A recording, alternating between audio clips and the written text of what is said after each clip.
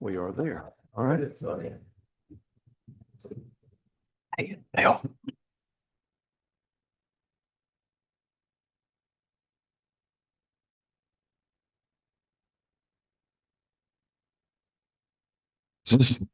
Yeah.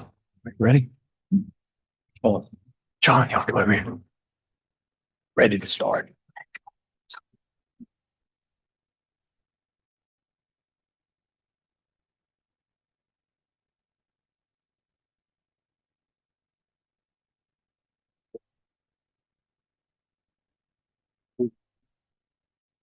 One.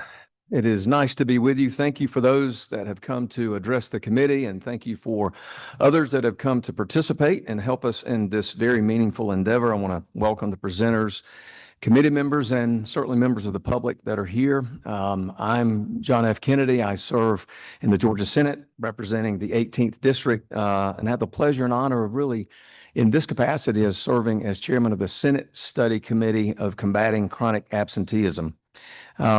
Today's hearing and meeting is really significant for many reasons.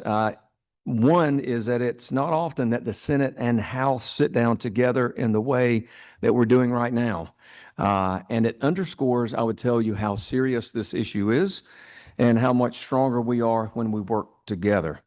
I'm going to pitch it now to my good friend, Chairman Irwin, and thank him for what he has meant to me in looking at this issue. When I presented this bill to his committee, Senate Bill 123 that was ultimately passed, he not only was helpful, but very quickly became very passionate about trying to address this. And when you take passion and you marry that with the kind of professional experience and life experience he has on this, I sincerely value his opinions and approach to this. So, Chairman Irwin, if you would introduce yourself and committee members, and then I will pitch it back and have our Senate members introduce themselves.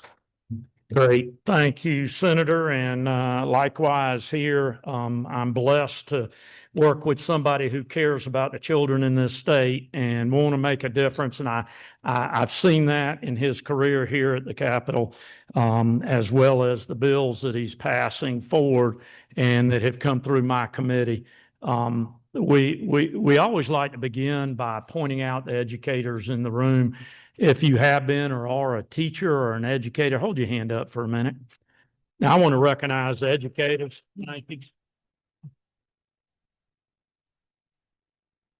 I like to state this, that teachers, administrators, you are a daily hero to so many. I had a lot of daily heroes in my career, and as a student as well as a teacher myself around me. So thank you for what you do and the effort. This is a very worthy topic that can make a difference in lives of young people all the way up through their adult life. So we do take this study committee very seriously. We are finding out a lot of very good information. We also have a very full schedule of very good information, I believe, to hear.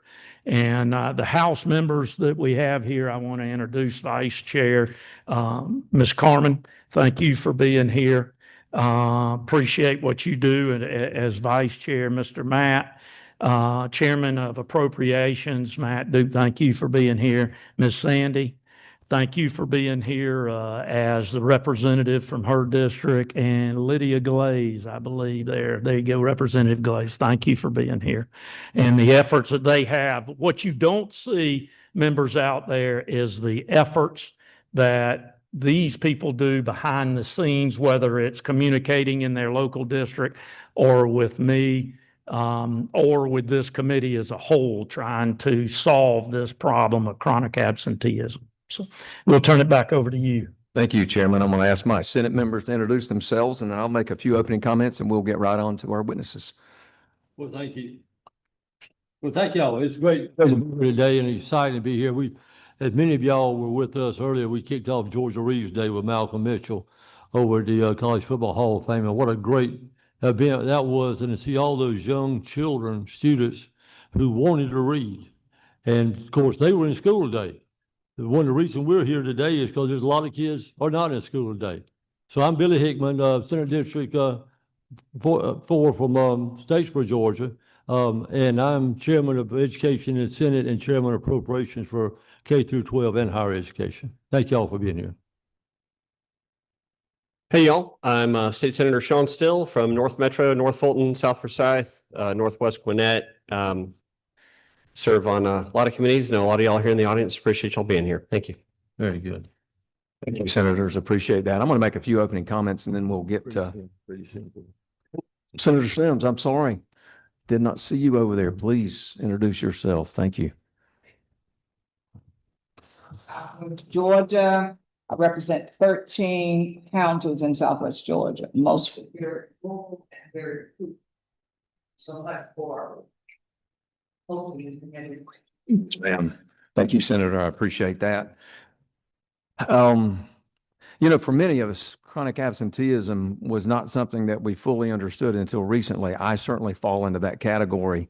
Quite frankly, I didn't know what it was, to be honest. And I'll never forget last summer when, as some of you have heard me tell the story, I picked up a newspaper in another state and it was front and center of the problem in the other state. Came home and asked my staff, do we have a problem with chronic absenteeism in Georgia? And the answer was not yes, but absolutely yes. And it's shocking, some of the numbers, and those will be discussed later on. But I suspect many of you in this room know how serious this issue is. Of course, chronic absenteeism is being defined by students in the public school system missing 10% or more of their school days that's needed for the school year. It's not just an educational issue, it's an economic issue, it's a workforce issue. It is the future of the children that are in our public school systems issue. And the challenge is that it doesn't just affect the children, does it? It affects their families, it affects communities, and quite frankly, it affects the entire state of Georgia.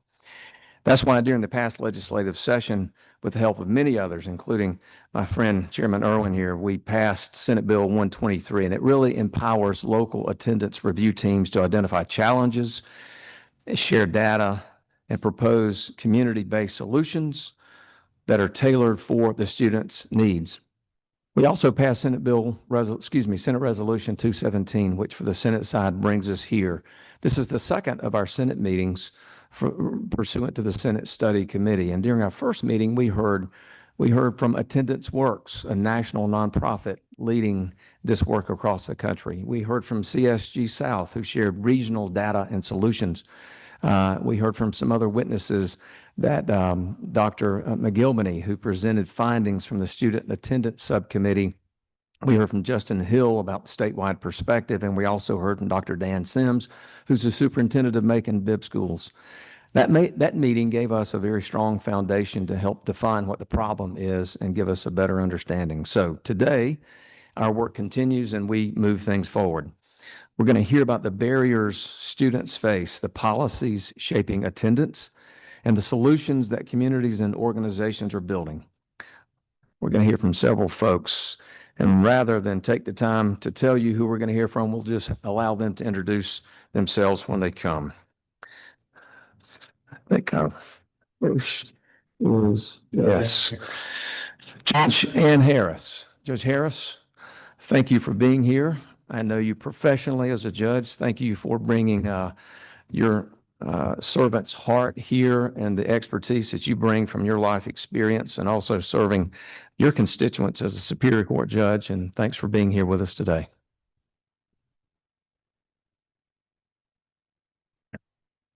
Let's see. Yep, just trying to get to mine. There we go. Get it off of, there we go. Screen. That's what I'm trying to get to. So if you would prefer to sit where you could see the screen better, remember you have this in your notebook in front of you too. There we go. I'm a judge. I'm not a technical expert. Good afternoon. Sure. Thank you. Good afternoon, Chairman Kennedy, Chairman Irwin, ladies and gentlemen of the committee, thank you all for the opportunity to come and speak with all of you. I am a Superior Court judge in Cobb County. I have the distinct honor and sometimes the pleasure of being the chief judge in Cobb County. This is probably one of the most important topics I've been able to speak on. It's of great importance to all Georgians, but especially our children. I will tell you, as a Superior Court judge, I feel a little bit out of place being here. We don't see teens in Superior Court very often. And when we do, it's usually because they are accused of a very serious crime and they are already down a very bad road. And when I see them on the occasions when I do, frankly, I want to step off the bench and say, how did you get here? When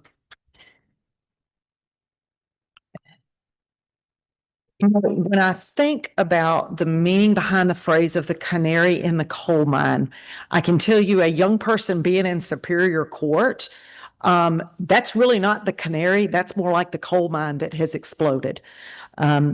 And as we all know intuitively, and I'm going to share with you just some of the hard data and take just a minute to remind us of why we're here. Certainly the argument can be made very effectively that dropping out of school is the canary in the coal mine. It's a harbinger of bad outcomes for our children. So Chairman Kennedy mentioned what we all know instinctively, and if you heard this in a prior session, I apologize for being repetitive, but I think it's important that we remind ourselves of just how serious our challenge is. Nationally, more than 4,000 students drop out of school every day. Every day. High school dropouts are almost 3 times more likely to be unemployed than college graduates. Even when employed, high school dropouts earn on average $8,000 less, not $8,000 less than college graduates, $8,000 less annually than those who have completed high school. High school dropouts, as we all know, they're more likely to live in poverty. They have worse health outcomes, cardiovascular disease, diabetes, cancer, lung disease. They are more likely to suffer bad health outcomes. On average, the life expectancy of someone who has dropped out of high school is 8 years less than someone who completed high school. That's a staggering statistic. And there's an economic impact to it. In 2019, there was a study done, and at that time, and this was pre-COVID, they said the dropouts from the class of 2019 alone will cost the nation more than $337 billion, billion with a B, in lost wages. As we know, at the local level, at the state and federal level, the dropouts generate significantly less tax revenue, and they are much more likely to be consumers of taxpayer-funded resources, welfare, food stamps, Medicaid. And as a Superior Court judge, here are some of the most distressing facts for me.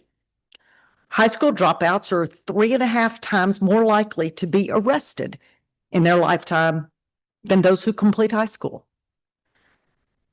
70% of Georgia's state prison inmates, 70%, did not complete high school.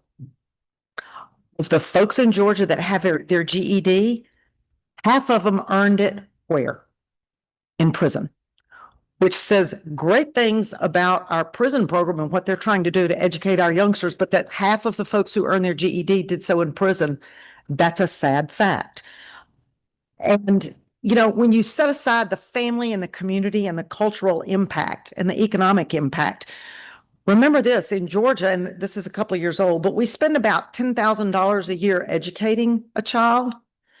We spend about $30,000 a year incarcerating an inmate.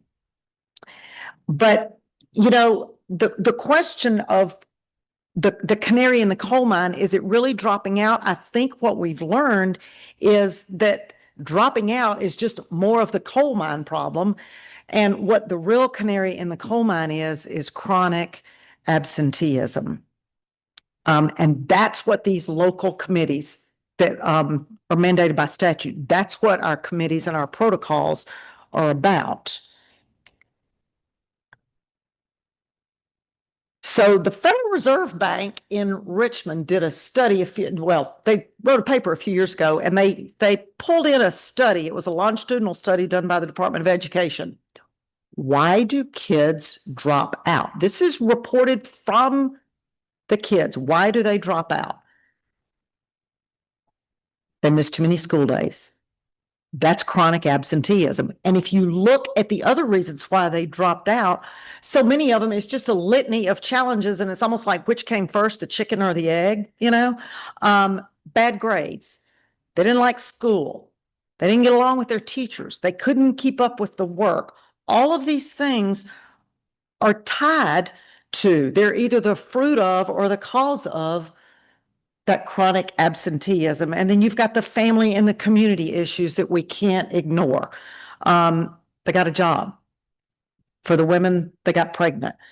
They had to support their family. And we all know when we talk about high school kids having to support their family, sometimes it means they're out working. Sometimes in a lot of families, it means they're home looking after the 3 and the 4-year-old children because the parents have to work and they can't afford daycare. And so the 10th grader is not in school because he's having to look after his small children. I did find it funny that they said it's easier to get a GED. I have to say, I think that's some really seriously misinformed children, but they are finding that out after they drop out, of course.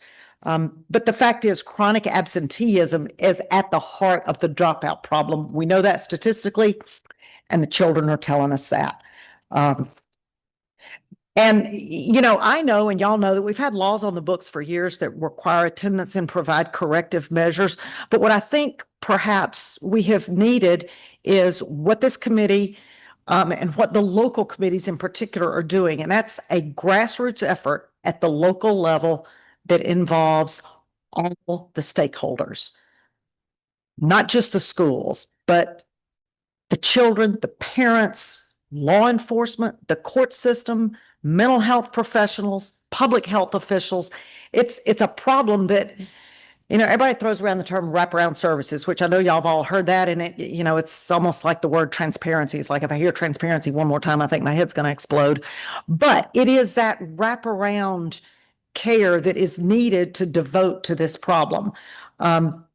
These committees and the protocols that we've been working on, they identify the specific problems that underpin chronic absenteeism and come up with strategies to address the problems, whether it involves the children's behavior, whether it involves their learning difficulties, parental involvement, school climate, that can't be ignored. And a lot of times it's all the above. So in Cobb County, we developed and I do need to stop here. When I say we, there's no we in this. I can tell you as a Superior Court judge, all I did was gather together some very accomplished people who are much closer to the problem and say, you go.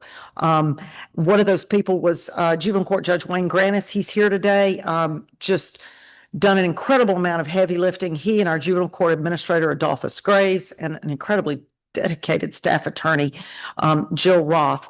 Under their leadership, they brought together stakeholders from all across Cobb County. And Cobb County is a big place. There's a lot of school districts. There's a lot of mental health providers. There's a lot of, and I don't discount that Cobb County is very fortunate and very blessed. We have resources that I know can be hard to find in other parts of the state. And that's one of the challenges is coming up with protocols that can work. That's why it's important that it be at the local level, because what works in Cobb may not work for everybody. The needs in Southwest Georgia are probably a little different than the needs in Cobb.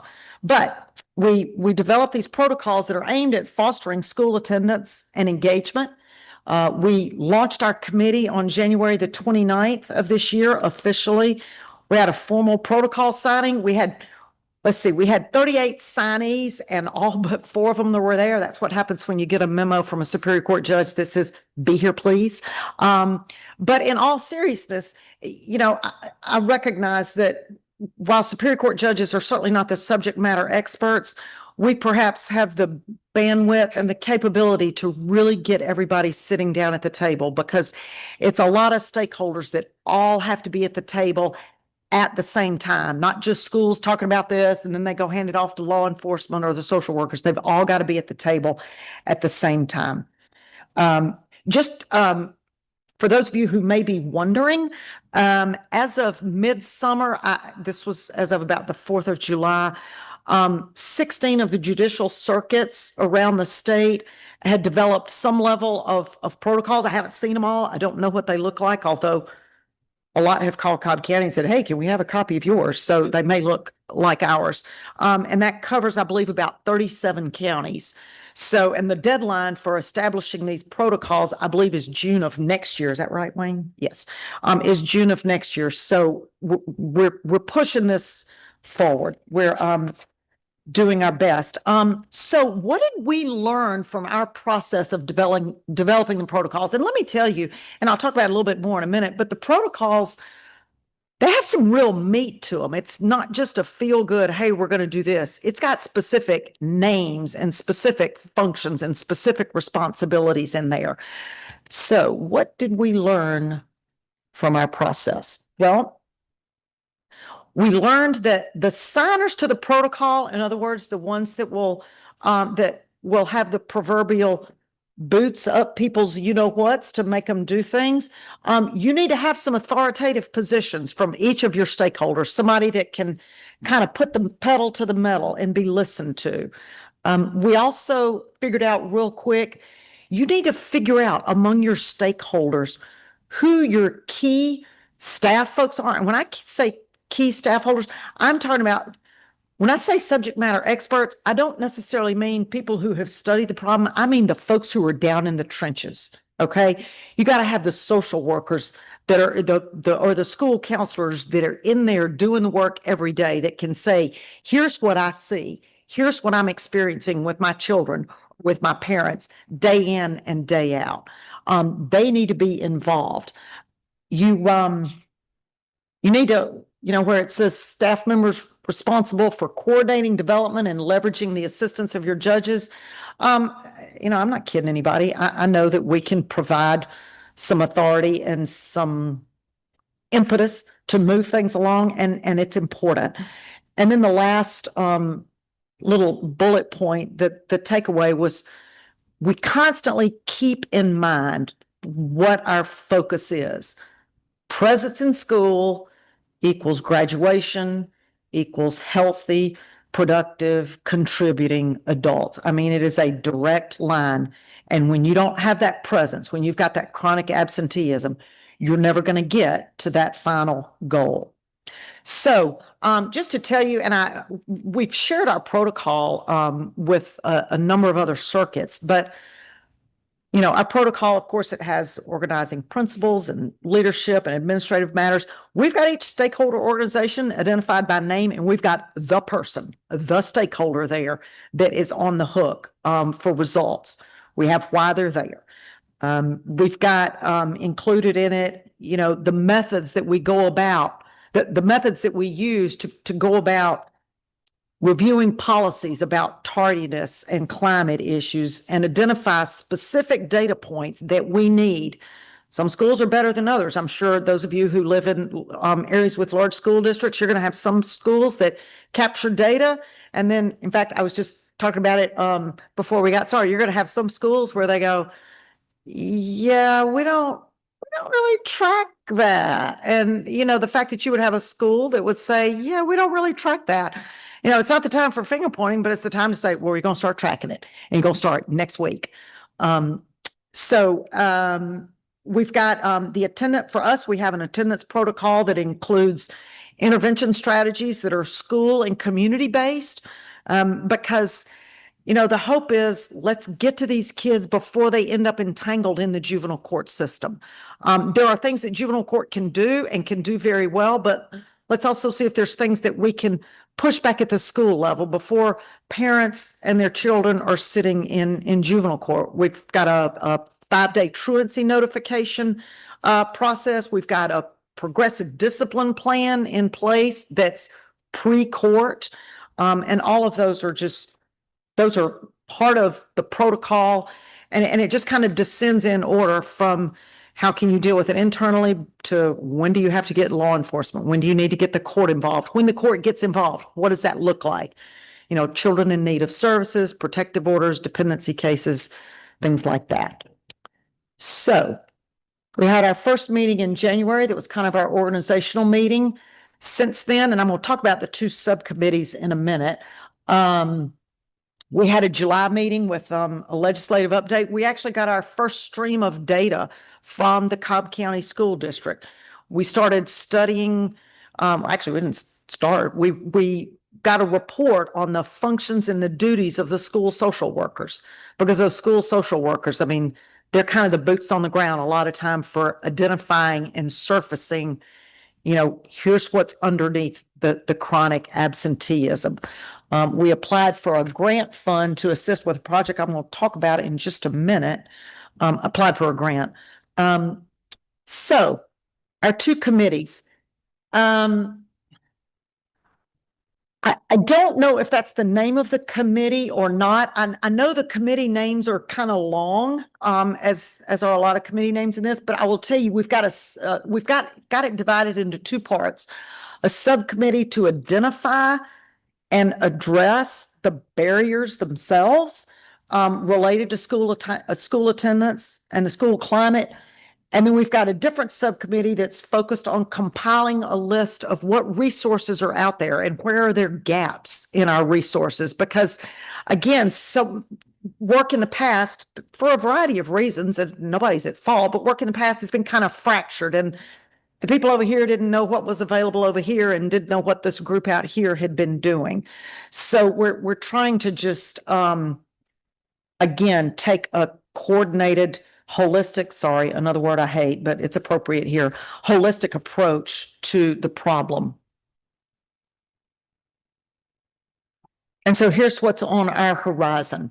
The first thing is figure out what are those schools that are hitting that 15% threshold. You know, 15% of their student body is, what's the phrase I'm looking? Their absences are unexcused for more than 10 days in an academic year.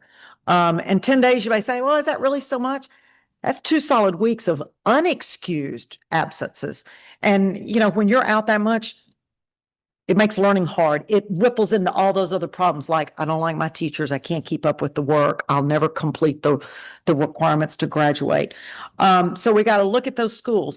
We're trying to figure out how to integrate students and parents into these committees, because they're the ones that can tell us a lot about what their experiences are and get us to some of the unvarnished truths. In fact, I was talking with Judge Granis on the way down here, and I asked him, I said, do we have, with the parents, do we have a parent apathy issue or a parent exhaustion issue? He said, you'd be surprised, in a lot of cases, you have a parent ignorance issue. The parents don't even know that their kids are not in school until they get a notice. They'll get a communication from a teacher saying, you're asking for me to switch your child from this teacher to that teacher, but your child hasn't even been in that class for 3 weeks. And the parents don't know that. So we got to get the students and the parents integrated into these committees.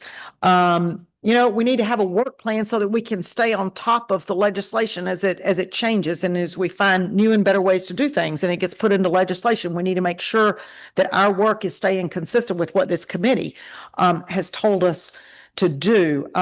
We've established what's called Project Pivot, which goes back to when I said we had applied for a grant. It's a community-based multi-agent risk reduction panel that is going to address the juvenile court staff, social services, parents and community agencies, and engage them in an effort to try to get a handle on not only the problem, but get a handle on the solutions, because it's going to be a multi-pronged solution. So that concludes my prepared remarks. If it's appropriate, I'm happy to entertain questions, although full disclosure, I can assure you Judge Grannis is going to be much more knowledgeable than I am. And if not, thank you for the opportunity to present, because this is a persistent and pressing problem. And I thank y'all for what you've told us to do, which is a grassroots, holistic effort, data-driven, to deal with chronic absenteeism. Thank y'all for that. So, Thank you, Judge. If you'll wait just a minute, we've got just a couple of minutes. Do we have any questions?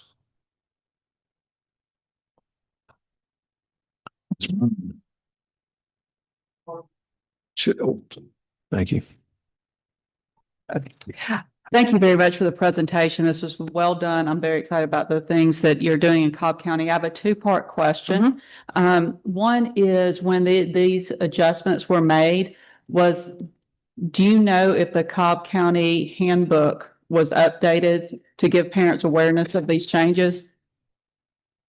Judge Grannis, I promise y'all, Okay, I'm not trying to jump No, ahead. no. Will you permit him to answer the question? Sure. Because Yeah. he's got the Yeah, knowledge. so I was just curious if that handbook was updated, and then is there a source when you talked about the 5-day truancy and then moving that to the disciplinary actions that, you know, we want to try to avoid, but if necessary, are implemented, are those documented, what those steps are? I would say that the schools did update their handbooks because all of the protocols were done in coordination with the schools. It was not done outside of the schools. The schools have been involved. We've actually been developing this protocol since 2021 and really working hard to get all the agencies together. And so yes, the handbooks were updated. And additionally, as far as, and your second question was the 5-day, what was your question around that? My question was, she marked the 5 days, and then after that was the disciplinary, kind of a tiered disciplinary. Are there steps that how that's implemented, it's laid out to let parents know? Absolutely. It's in the protocol itself, and the protocols were taken back to the schools signed off on them. So the protocols were not developed outside, like I said, outside of the schools. So the schools were mandated to inform the parents of that information. Yes. Thank you very much. And so I would understand that you're with collaboration with the school, but I'm very interested in how the parents gain the knowledge of the changes made. And so educating them on those changes as well. So thank you for that. Absolutely. And I just want to say one more thing. We are working directly with the schools and parents, kids, et cetera, as Judge Harris indicated, to try to provide more information for the parents to know exactly what's happening. Thank you. Yes, sir. Senator. Judge Harris. Sheriff, thank you so much for addressing it. You know, one of the things that I see as I tour these schools is, and you hit on it, climate in schools. And I think the climate in schools kind of go back to, supportive teachers. And I really believe that as the climate in the school increases, more and more students will want to come to school. So we need to find ways to support our teachers. We need to find ways to mentor our teachers to provide that. And I think the whole climate in schools will change. Thank you.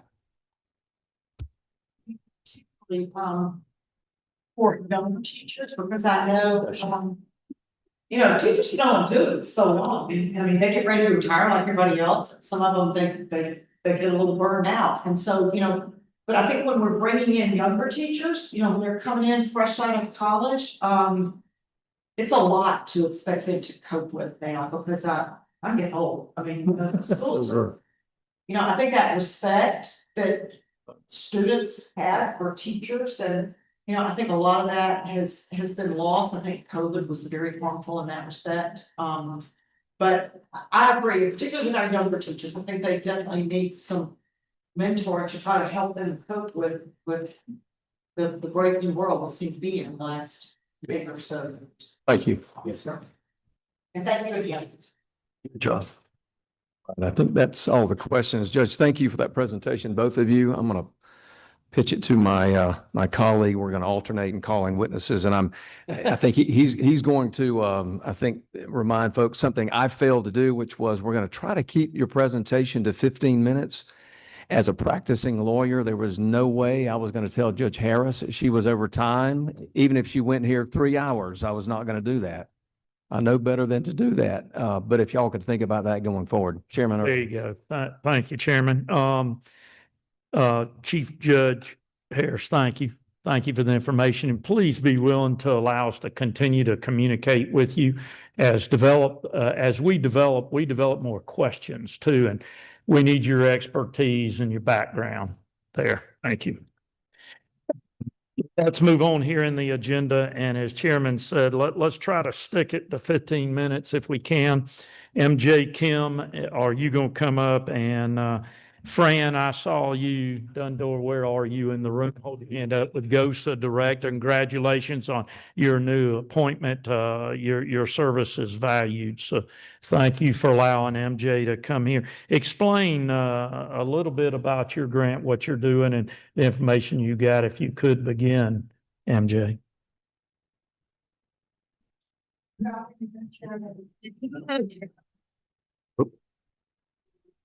I got you. There we go.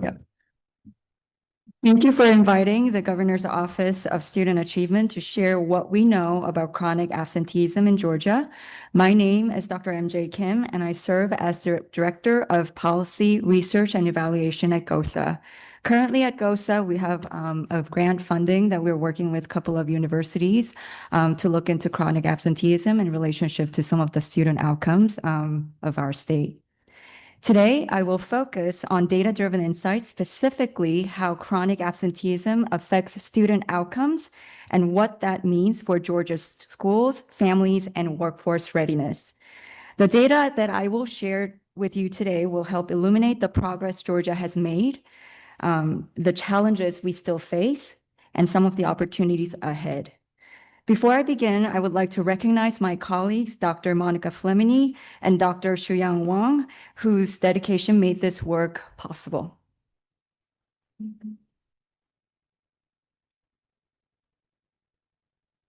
Start by looking at chronic absenteeism from national perspective. Now, a quick note before we dive into the numbers: the 2020 and 2021 attendance data are a little messy because of COVID-19 reporting interruptions. In other words, those 2 years are kind of like a group project where not everyone turned in their part. So it's tough to make sense of the final product. For this reason, we use 2018 and 19 as pre-pandemic data and 2022 onward as post-pandemic data. Looking at the pre-pandemic years, chronic absenteeism was fairly stable, 15.2% in 2018 and 15.1% in 2019. That gives us a solid baseline of what normal looked like. But in 2022, the rate jumped to 28.5%, nearly doubling. That's not just a small increase. That's a flashing red warning sign of how much the pandemic disrupted student attendance. Since then, we've seen some improvement. Rates dropped to 25.4% in 2023 and further down to 23.5% in 2024. While that's a progress, these numbers are still far above pre-pandemic numbers, showing us that schools and communities are still grappling with the issue. Here, we're looking at a bar graph that shows the absolute percentage point change in chronic absenteeism across the southern states. And the first takeaway is pretty clear. Every single state saw at least a 6-point increase. In other words, this wasn't just Georgia's issue. It was a region-wide challenge. You could say absenteeism spread across the South faster than sweet tea at a summer picnic. Now, Georgia's rate increased by 9.9% points. That's a significant jump, though not the highest. We weren't leading the pack necessarily, but we were certainly running with it. So this slide reminds us that Georgia is part of a bigger regional story, and we have both challenges and potential solutions we can look to from our neighbors.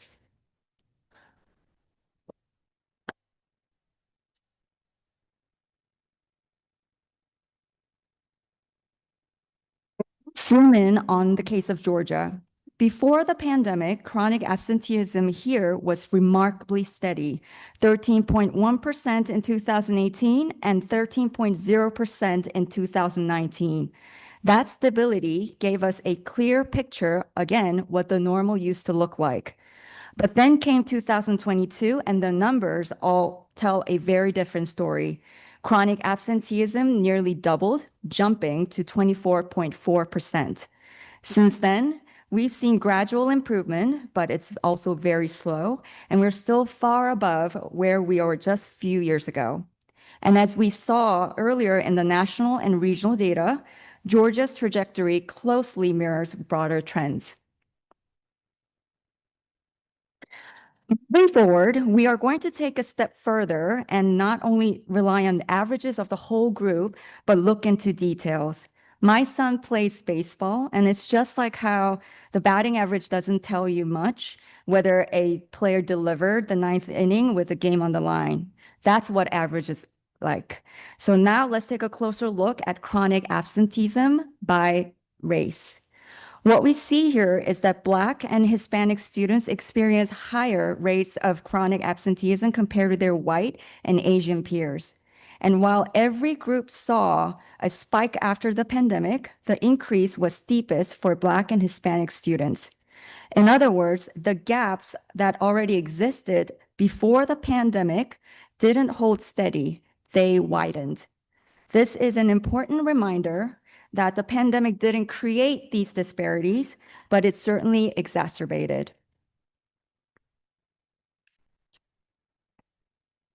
This table tells us to understand the same story from different angle.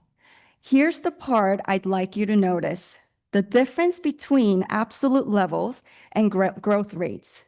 The line graph that I just shared with you tells you that Black students consistently have the highest absenteeism rates, followed by Hispanic, white, and then Asian students at the lowest levels. But this table tells us something new. The rate of increase for Asian students from 2018 to 2022 was almost 94%, nearly as steep as the increase for Black and Hispanic students. Because their baseline was much lower, that jump might not look alarming at first glance, but it signals a rapidly emerging concern. So while Asian students still make up a smaller share of chronically absent students, overall, chronic absenteeism is spreading much more quickly in this group compared to the past. In short, groups with already high absenteeism, like Black and Hispanic students, expanded their lead, while groups that historically had lower absenteeism, like Asian students, are now seeing the sharpest proportional worsening. This divergence means our strategies have to do two things at once: reduce the heavy burden on groups with the highest rates, and then while also paying attention to groups where absenteeism is accelerating the fastest. Think of it like fighting two fires, one that's already burning hot and another that's spreading quickly. Both need our attention, but for different reasons. This next graph looks at chronic absenteeism by gender. Both male and female students saw absenteeism surge after the pandemic, and their trends are almost identical. The gap between the two is minimal. In other words, neither group shows unique vulnerability or extra resilience compared to the other. This table shows that rates rose sharply during the pandemic, and while there have been some improvements since then, the gap has only partially closed. The difference between male and female students is consistent, but relatively small. It's an interesting pattern that may warrant further research, but at this point, in my opinion, it isn't large enough to justify gender-specific policy interventions. This graph looks at chronic absenteeism by economic status. Here, ED refers to economically disadvantaged students, those who qualify for free or reduced price meals. What we see here is consistent pattern. Economically disadvantaged students have higher absenteeism rates than their non-economically disadvantaged students. And after the pandemic, the gap didn't just widen, it stretched significantly, and it's still with us today. This table highlights that economically disadvantaged students experience 14.1 percentage point increase compared to 9.8 percentage points for non-economically disadvantaged students. This shows that economically disadvantaged students were far more vulnerable to attendance disruptions. However, if we look at proportional growth, non-economically disadvantaged students' absenteeism actually increased by 122.5%, which is higher than the 89.2% increase for economically disadvantaged students, simply because non-economically disadvantaged students started from a much lower baseline. In other words, non-economically disadvantaged students saw sharper proportional growth, but economically disadvantaged students continue to bear the heavier burden. This graph looks at chronic absenteeism among students with and without disabilities. Here, SWD stands for Students with Disabilities, students who have been assigned a state-required code for a specific exceptionality or disability. SWOD refers to students without disabilities. What the data shows is consistent. Students with disabilities have higher absenteeism rate than their peers without disabilities, both before and after the pandemic. The pandemic only amplified the disparities. As we've seen in the line graph earlier, both groups experienced a sharp increase. But if we look at proportional growth, the pandemic increased absenteeism sharply for all students with nearly equal absolute changes, but a bigger relative jump for students without disabilities. All in all, regardless of race, gender, economic, and disabilities status, the takeaway is pretty clear. Chronic absenteeism expanded to affect broad swaths of our students, not only those already at higher risk. Let's talk about the academic performance. And here's a simple way to think about this. Missing school is like skipping steps when building a house. Missing too many steps, your house foundation is going to wobble. This scatter plot shows exactly that effect. There's a strong negative correlation between schools' rates of chronic absenteeism and their English language arts, or ELA, proficiency rates for the academic year of 2023 and 24. As the percentage of chronically absent students rises, ELA proficiency declines sharply. The red trend line makes this inverse relationship pretty clear. Higher absenteeism is consistently associated with lower student achievement. You'll also notice that most schools cluster along this trend, reinforcing that this isn't just about few outliers, it's a widespread pattern. This bar graph shows how ELA proficiency declines as chronic absenteeism increases, and it does so across all racial groups. The starting levels and the magnitude of the drop, however, differ significantly. Across the board, as chronic absenteeism increases, ELA proficiency drops sharply. No group is immune.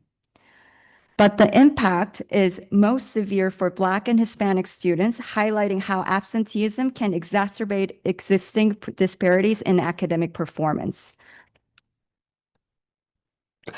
Let's look at how economic status and disability status influence ELA proficiency. On the left, the bar graph shows proficiency scores for economically disadvantaged students and non-economically disadvantaged students. Across every absenteeism quartile, non-economically disadvantaged students consistently outperform their economically disadvantaged peers.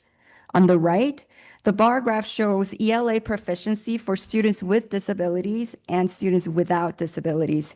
Here we see that proficiency declines as absenteeism rises for both groups. However, students with disabilities consistently have substantially lower proficiency across all quartiles. Let's turn our attention to math proficiency, and just like ELA, missing school has a real impact.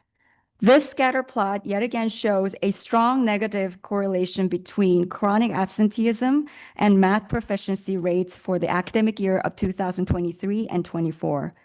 As the percentage of chronically absent students rises, the percentage of students proficient in math falls. The red trend line makes this relationship clear, and you'll also notice substantial clustering, which shows the most schools follow this negative pattern rather than being outliers. The takeaway, again, is straightforward. Chronic absenteeism affects math outcomes just as strongly as ELA. The bar graph demonstrates that math proficiency drops consistently as chronic absenteeism increases, and the substantial achievement gaps persist across racial groups at every level of absenteeism. Asian and white students consistently outperform Hispanic and Black students, indicating persistent racial achievement gaps. Reducing absenteeism is likely to benefit all groups, but especially those currently experiencing the greatest proficiency gaps. This slide looks at math proficiency through two lenses: economic status and disability. Again, math proficiency declines for both groups as chronic absenteeism increases. However, not economically disadvantaged students consistently outperform economically disadvantaged students across every single absenteeism level. In short, these graphs make clear that chronic absenteeism hurts all students, but the impact is especially severe for students who face additional barriers, whether economic or disability related. As I wrap up, I want to leave you with a few key takeaways from today's presentation. First, the pandemic exacerbated existing challenges, and while we've seen some recovery, rates remain elevated across Georgia compared to pre-pandemic levels. Second, disparities are real but actionable. Students of color, economically disadvantaged students, and students with disabilities face disproportionately high absenteeism and are more severely affected academically. Addressing these barriers efficiently helps ensure resources are targeted where they are most needed. Third, schools with higher chronic absenteeism see lower proficiency in both English language arts and mathematics. Simply put, students can't learn if they're not in school. Thus, improving attendance is a direct investment in academic performance. Finally, addressing absenteeism requires universal strategies to support all students while also implementing targeted interventions for the students and schools facing the greatest challenges. All in all, reducing chronic absenteeism is not only a matter of fairness, it's a matter of efficiency, accountability, and economic strategy. Focusing on attendance improvements ensures that every dollar spent on education produces stronger outcomes for students and more competitive workforce for Georgia. Thank you again for the opportunity to be part of this important conversation. Your commitment to addressing chronic absenteeism is not just shaping the success of Georgia's students. Today, it's strengthening the future workforce, economy, and communities for years to come. Thank you. Great. Stay there for a second, Dr. Kim. Let the panel ask you a question too. I believe you've got that. First of all, thank you for the data. it's obvious to me with the data that you have here. Attendance drives achievement. That is something we're focusing very strong on in the committee is how is this impacting or creating learning loss, and how do we curb that? How do we catch the student back up? But also one question from me would be, we're seeing a decrease since the pandemic. It's high of about 1% in Georgia each year for, I guess, 3 years. Now, do you anticipate we'll be able to continue to bring that down at least 1%? In terms of chronic absenteeism, sir? Uh-huh. Yes, I believe so. So in other words, the attention that we're giving it and the communication we're making is having some impact, decreasing it. If I have the power to predict that, I will be sitting somewhere else. But I strongly believe that all the commitment that you have made will make a difference in the future. Okay. Mhm. All right. I believe you have a few questions, Senator. Still, you're on. Thank you, Chair. Thank you. I was wondering, obviously, you're looking at this data from a statewide perspective. Are there hotspots where it flares up greater than others around the state? Could you talk about that? You don't have to be overly specific, but maybe just generally. Absolutely. So we came up with a heat map that looks into the data from all the counties in the state of Georgia. There are definitely hot spots that we're seeing. My analyst and I did sit down and talk about this. Like, why do you think this county is particularly red compared to other counties? We thought about the demographic diversity. We thought about the economic status that these counties are in. However, we cannot say for sure this factor is affecting these hotspots at this point of study, but we do have a map that you can take a look at. I will make sure to share that with you. Thank you. All right. Chairman Hickman. Just a quick statement. I think you, Senator Steele, the GOSA website, Governor's Office Student Achievement website is extremely detailed. And you can go in and you can look at each individual school in your district. You can look at your district as a whole. You can tell by race, you can tell by gender, all those factors. So I've done that in my area. It's pretty much even. It's not a racial issue. It's not a gender issue. It's pretty much the same across the board. So yeah, I would encourage everybody to look at it for their own area too. That's precisely one of the key takeaways that I wanted to emphasize, that this chronic absenteeism is affecting pretty much all students in the state of Georgia. And I'd like to point out that Department of Education, their dashboard also has a heat map of chronic absenteeism, if you would like to take a look at.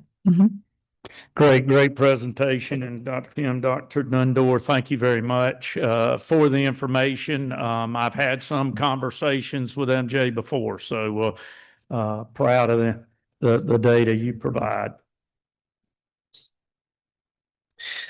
All right, next we'll hear from Chrissy Doyle from Georgia Apex.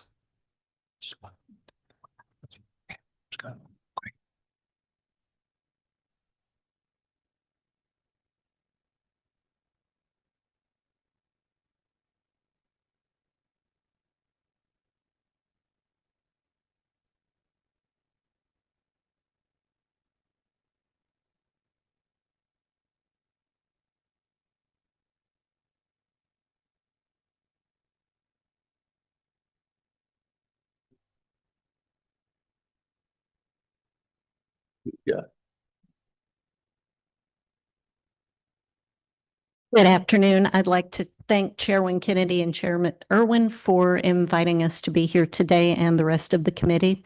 I will be co-presenting today with my colleague Dimple Desai, Senior Policy Analyst for Voices for Georgia's Children, and Ms. Desai will kick us off. So, Dimple.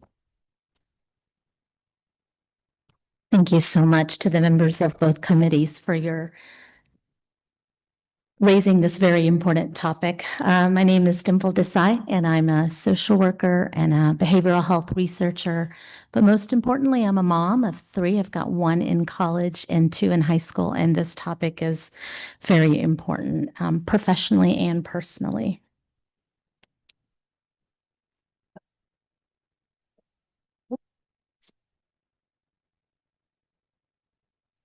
Okay. So chronic absenteeism, as we've heard from previous speakers, is absolutely not a school issue. It's a public health, workforce, and community well-being issue. When schools support the students' physical, mental, and emotional health, they are helping to remove barriers to learning and reducing chronic absenteeism. Three things that I really want to help to elevate during my time with you today are school-based health centers, school-based behavioral health programs, and school social workers. Georgia has about 129 operational school-based health centers in Georgia, which are pretty geographically throughout the state. And they provide chronic management, preventive services, and behavioral health care and referrals for basic needs. They are really doing some critical work in our schools to ensure that not only are the kids getting the their health needs met, but also acknowledging some of the vital conditions that must be met as well. And research does indicate both nationally and even in our state that students with school-based access to care miss fewer days and stay more engaged in learning. So school-based health centers are absolutely part of this puzzle that help to reduce health-related absence and strengthen the family and school connection. School-based behavioral health programs, of course, Georgia Apex being our largest. I won't go into too much detail here. Dr. Doyle's going to dive much further, but we've got over 800 schools implementing Georgia Apex across our state and roughly providing about 14 to 16,000 unique students the care that they need in a place that they're already spending so much time. They are, of course, also able to reduce stigma, normalize help-seeking behaviors, and really ensure that students are able to get quicker access to care. They are operating off of 3 tiers. So if you can imagine a pyramid, you have the bottom rung of the pyramid, of course, being tier 1, which is that universal prevention.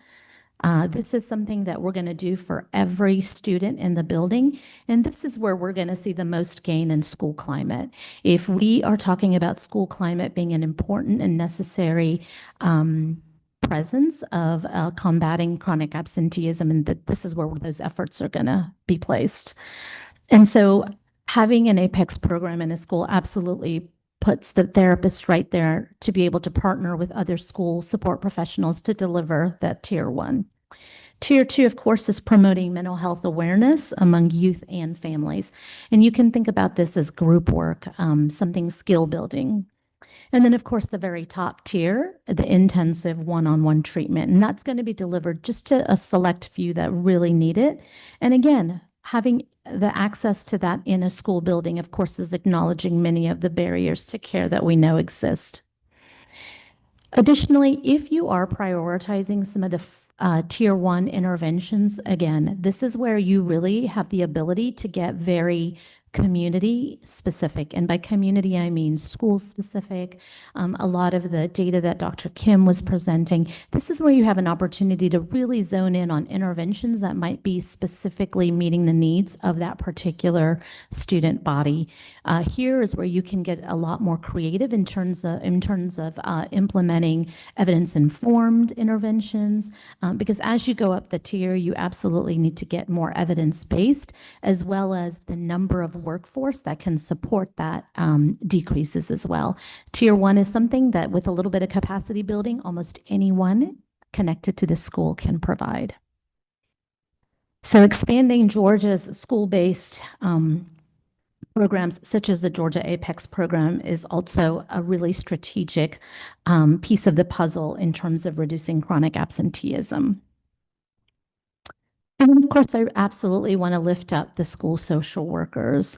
The school social work workforce is integral, and really this is the position that can support across all 3 tiers.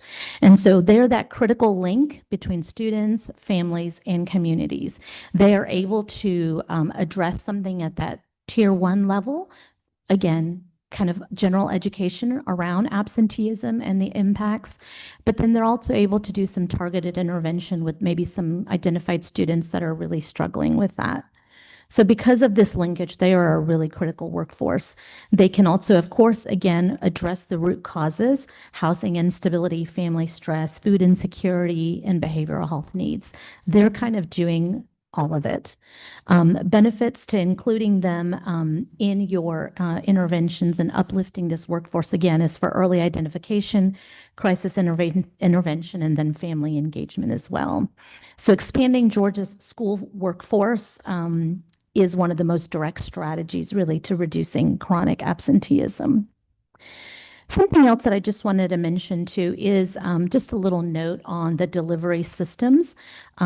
We really have quite a diverse delivery system for behavioral health in Georgia and physical health. And so Georgia uses multiple systems to deliver this. We have community service boards, federally qualified health centers, and certified community behavioral health clinics, But by addressing the students' and families' needs, these places of delivery, these systems for delivery really are being responsive to crisis response, preventive care, and coordinated supports. These providers are helping to reduce barriers that drive chronic absenteeism and keep students engaged in schools. So in summary, given kind of what I've elevated in terms of chronic absenteeism, want to leave you behind with some recommendations. We, of course, want to increase funding for school social workers. Again, this being a really critical workforce that is helping to acknowledge the things that are necessary to reduce it. Number two, continue to expand and fund the Georgia Apex program, including telebehavioral health. We know that telebehavioral health is helping to increase access to parts of our state where we might not have the in-person workforce to provide service delivery. Continue to innovate and modernize Georgia's licensure processes, pathways specifically for health clinicians, expanding the funding for Tier 1 services, including evidence-based or informed school-based health and school-based behavioral health programming. Again, that Tier 1 support being something delivered to everyone in the building and helping to contribute to positive school climate as well. Thank you very much.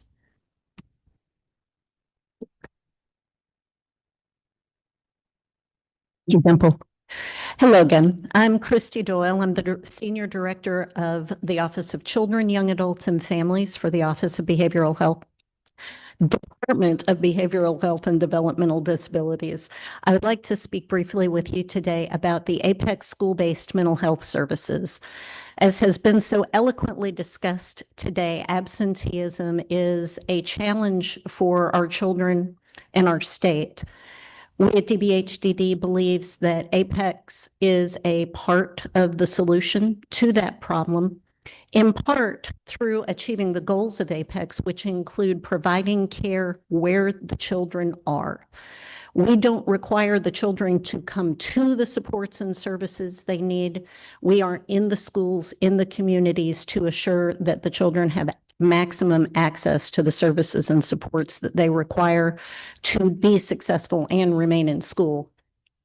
In addition, being present in the schools helps clinicians and educators identify student needs early and begin to address those needs earlier before absenteeism becomes a problem or when absenteeism is beginning to emerge as a problem.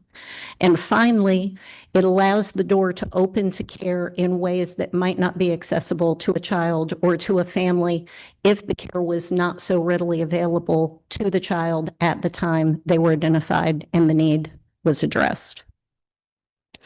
A quick overview of Apex in the state of Georgia. We are celebrating our 10th continuous year of service this year. And Ms. Desai had the number of 808 schools. The numbers that I have for you, she actually does not have available yet. These are from the draft annual report from year 10 and are literally hot off the presses. We are currently in almost 870 schools in the state of Georgia. And last year, so the school year 2024 to 2025, Apex provided over 250,000 services to students in Georgia schools. In addition, we reached over 15,000 students, unique students throughout the state of Georgia. In the math, as you look, you will see that the darker color indicates more Apex schools and the lighter color indicates fewer. I'd really like to highlight for you today the collaborative nature of the Apex program. It is not simply DBHDD writing a check or a provider sitting down and providing a service. Rather, Apex is a partnership between DBHDD, clinical providers, schools, and our support partners at the Center of Excellence at the Georgia Health Policy Center at Georgia State University. So while DBHDD provides funding and support to providers and also to schools, providers bring the services into the school and also feed information back to the Center of Excellence to allow for data monitoring and fidelity reviews to assure that the services that are being delivered are quality services, not just beans to count. Schools partner with the provider and with DBHDD to assure that student needs are getting met, that services that are being provided are meeting the unique needs of the school and the community. And the schools also are providing information back to the Center of Excellence to allow for data tracking and monitoring. Meanwhile, the Center of Excellence crunches those numbers for us, if you will, but also partners with DBHDD to provide training and technical assistance to schools and providers to assure that interventions, modalities, and services are meeting the needs and that information is available to enhance service provision when needed. All of this serves the primary program goals of Apex, which, as we've discussed, are timely and early as possible detection, access for children, and coordination of care among all of the adults responsible for meeting a child's needs. Some additional statistics from the 24-25 school year. We were able to serve 7,243 students for the first time through Apex. So these are students who had not received any mental health services prior to initiating their Apex services in their school. In addition, there were almost 12,500 referrals made statewide to Apex services. Parental satisfaction is also pretty significant with Apex, with 71% of parents reporting that they felt their children were better able to handle their daily life after initiating Apex services. In addition, 83% of the parents who responded indicated that they felt having Apex available has improved their child's access to care. Ms. Desai talked through the Apex tiers, and here I'd like to provide for you a visual representation. And the best way to talk through the tiered system, if you will, and I think we've all heard this statistical model applied to many different situations, right? That 80% of your kids are probably going to do just fine with supports as usual, provided you have put usual supports in place. So 80%, or that tier 1, are those things that are accessible to all of the children in the school. Those things that enhance school culture, school climate, general education, those sorts of resources. Early intervention is that tier 2, and that's going to be maybe 10, 15% of the children. That might be a little bit more. So there'll be a smaller group of kids that might be a group intervention of some sort of school skill education, or some other sort of more targeted, tailored intervention for a group with a specific need. And then finally, the top tier, tier 3, are those students who will benefit from the most intensive resources, such as individual therapy, family therapy, etc. Finally, I would like to address the senator from Southwest Georgia mentioned earlier the struggles of rural Georgia.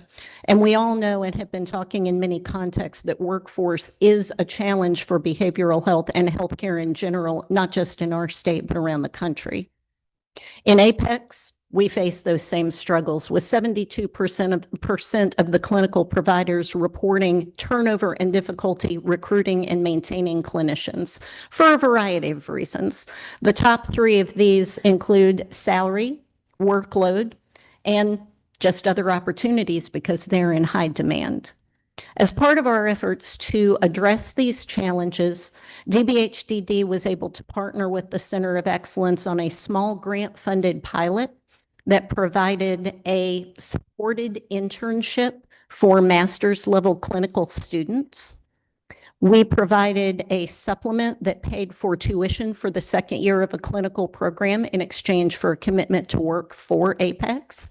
That was a small 2-county pilot for proof of concept, and it was very effective.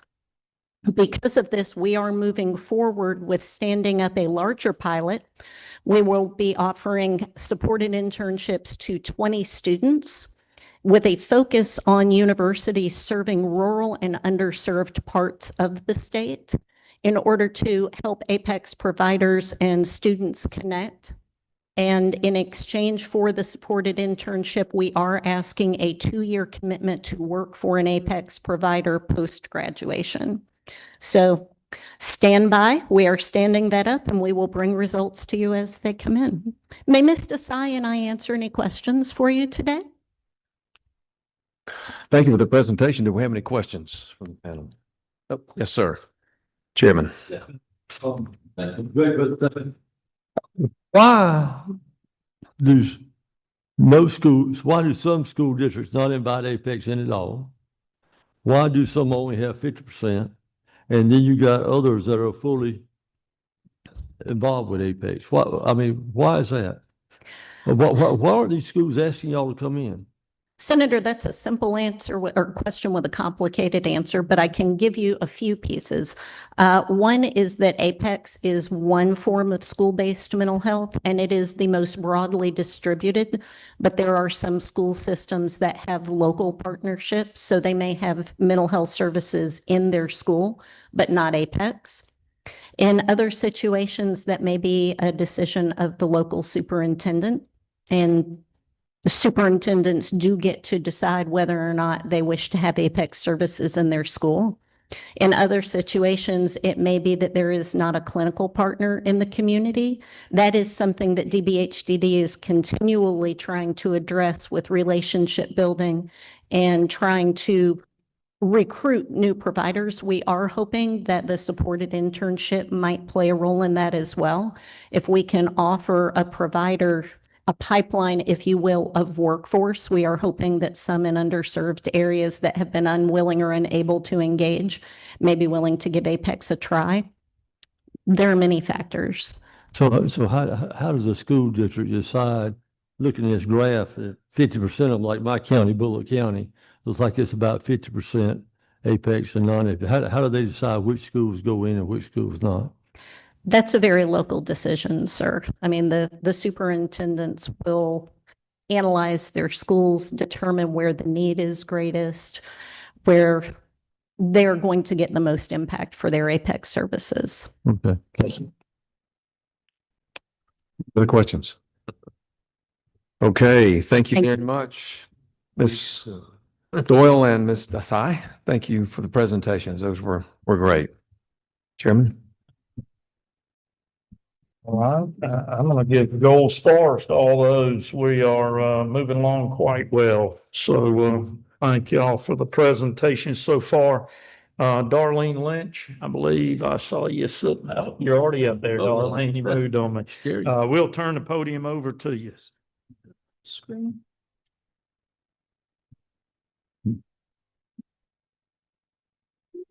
That's what we're moving on. You go.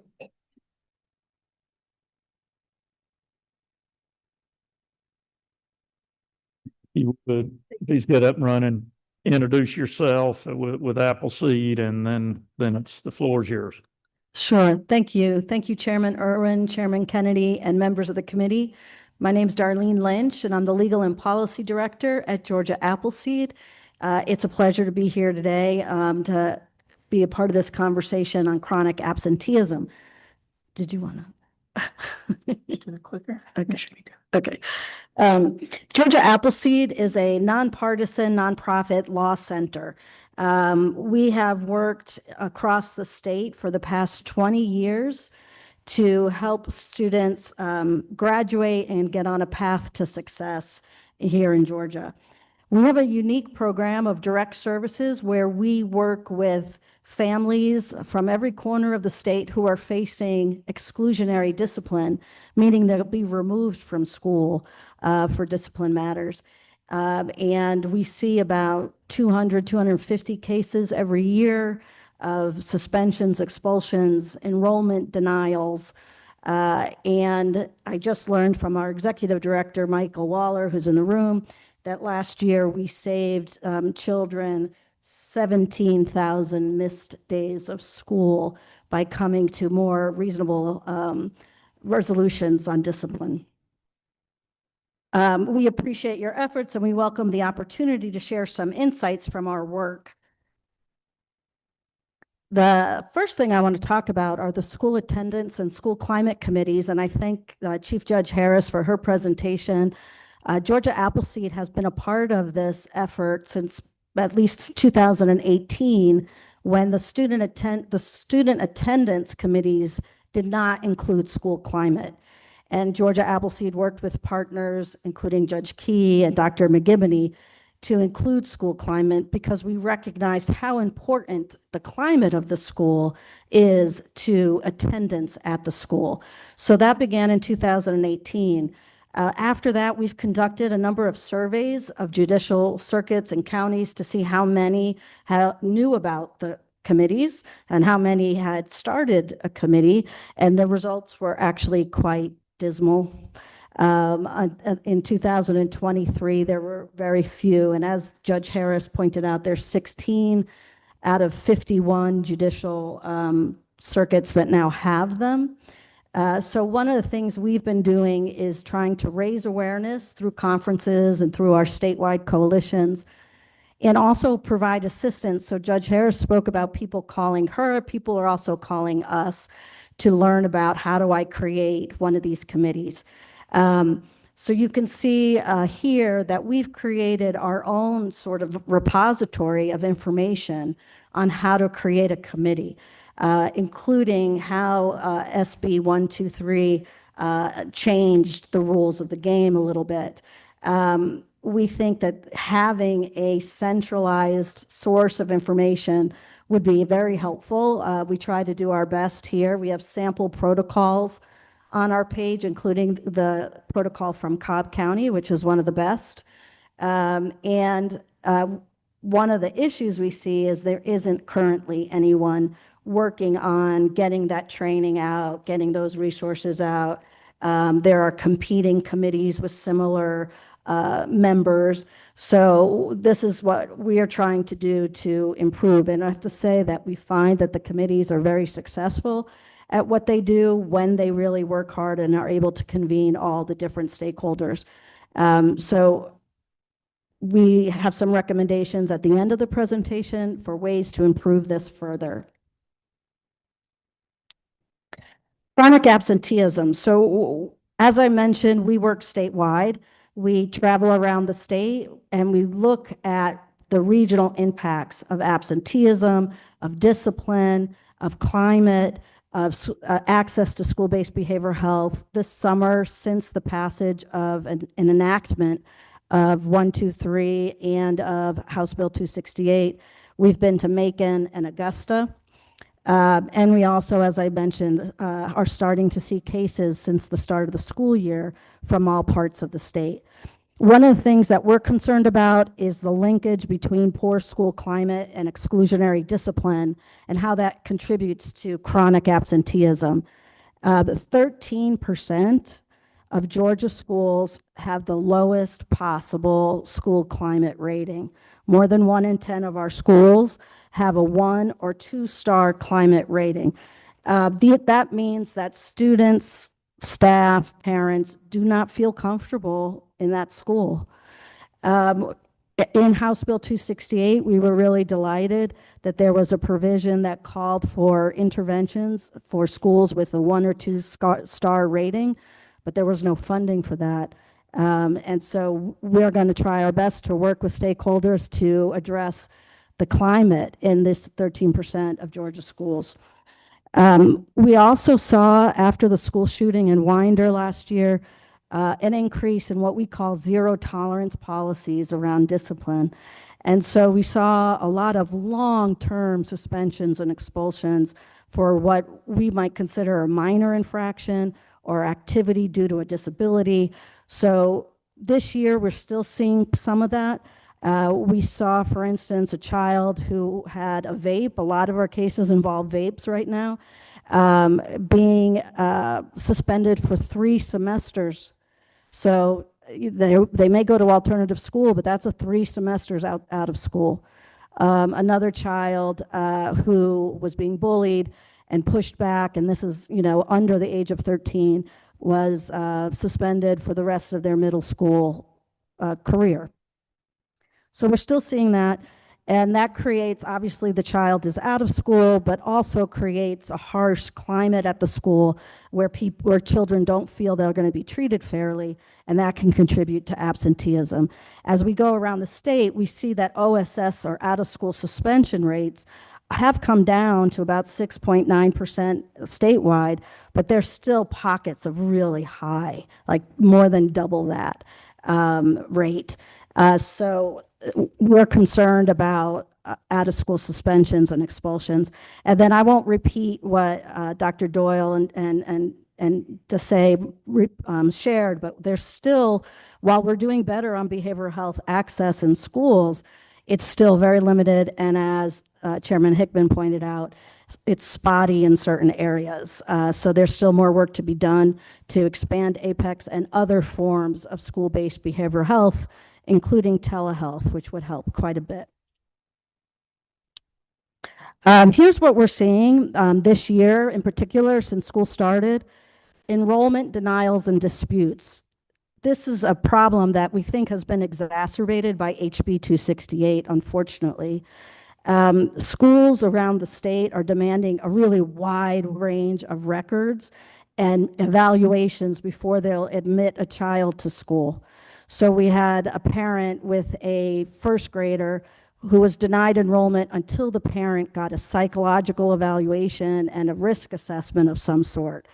We're hearing a lot of stories of schools asking for child abuse records and all sorts of legal records and medical records that are potentially protected by other laws. And those enrollment delays are causing kids to be out of school for sometimes weeks while they're dealing with the denial and the dispute.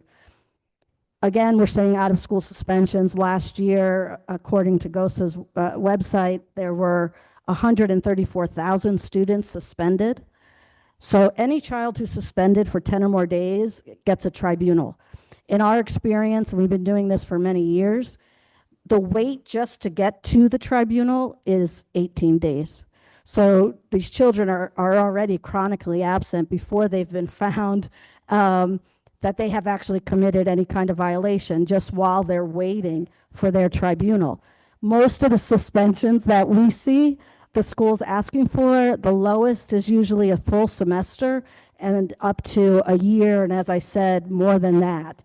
Most of these, according to our review of our data and of the Georgia Department of Education data, I would say about 60% are for minor infractions, things considered a 1 or 2 on the severity scale. And so we're seeing a lot of kids missing a lot of days for relatively minor infractions, or also we see a lot of kids with disabilities being suspended. A couple of other things we see: pickups. These are kind of a sneaky thing. Sometimes staff or teachers will tell the parent to just come and pick up their kid. So that doesn't count often as an absence, but they are absent and they could be asked to pick up their child every day for a couple of weeks. We're also very much aware of transportation barriers. So one thing to add on to this discussion of discipline, The more we see increased use of out-of-school suspension, the more we see kids in alternative schools, and we don't provide transportation in alternative schools. So we see a lot of children and parents who just can't get their kids to school when they've been assigned to an alternative school. We're also seeing a really impressive increase in kids who are homeless or have housing instability. Last year it was 41,000. This year it's 46,000 children. They also have transportation issues. The last two things I'll highlight is we believe there's a lack of clarity under what remote learning is under HB 268. And so some schools are assigning children to remote learning, but we don't know if that means they're really learning or if they're just at home. And finally, absenteeism itself can still be a factor in expelling a child, even if it can't be the only factor. We've talked about most of this, so I'm going to not go into it too much, but we know about learning loss. We know that absenteeism results in lower graduation rates. Our data shows that a suspension of 10 days or more can cut chances of graduation to 52%. We had 21,000 high school students drop out last year. We have also done our own study with Georgia State scientists and academics that prove that the impact of not graduating is quite strong, not only on the students who grow up to live significantly less longer, earn about $500,000 less over their lifetime, more likely to be involved in the criminal system, but again, a lot of a negative impact on Georgia's economy. And we can share those numbers that we've crunched with GSU if you'd like those numbers. So finally, these are our recommendations. We have 8 of them. We would like that the student attendance and school climate committees have some dedicated funding to the Council of Juvenile Court Judges or another central body that can really raise awareness and drive technical assistance. School climate, we need to invest in those 1- and 2-star schools, those hundreds of schools out there that need to improve, and that requires greater support for RESAs. We're hearing when we go around the state that RESAs are feeling pretty overwhelmed. Discipline, again, let's just keep encouraging evidence-based practices that keep kids in schools, multi-tiered systems of support, positive behavioral interventions, the behavioral threat assessment. Maybe there are ways to incentivize some of these so that schools don't feel they need to just remove a child. Absenteeism, we'd like it to have never be a reason for exclusionary discipline. So that would be a tweak to the statute. Continuing to support in APEX and improving ratios of school support personnel, still well below national guidance, and this would include counselors, nurses, social workers, so forth. Transportation, I know, is a big issue.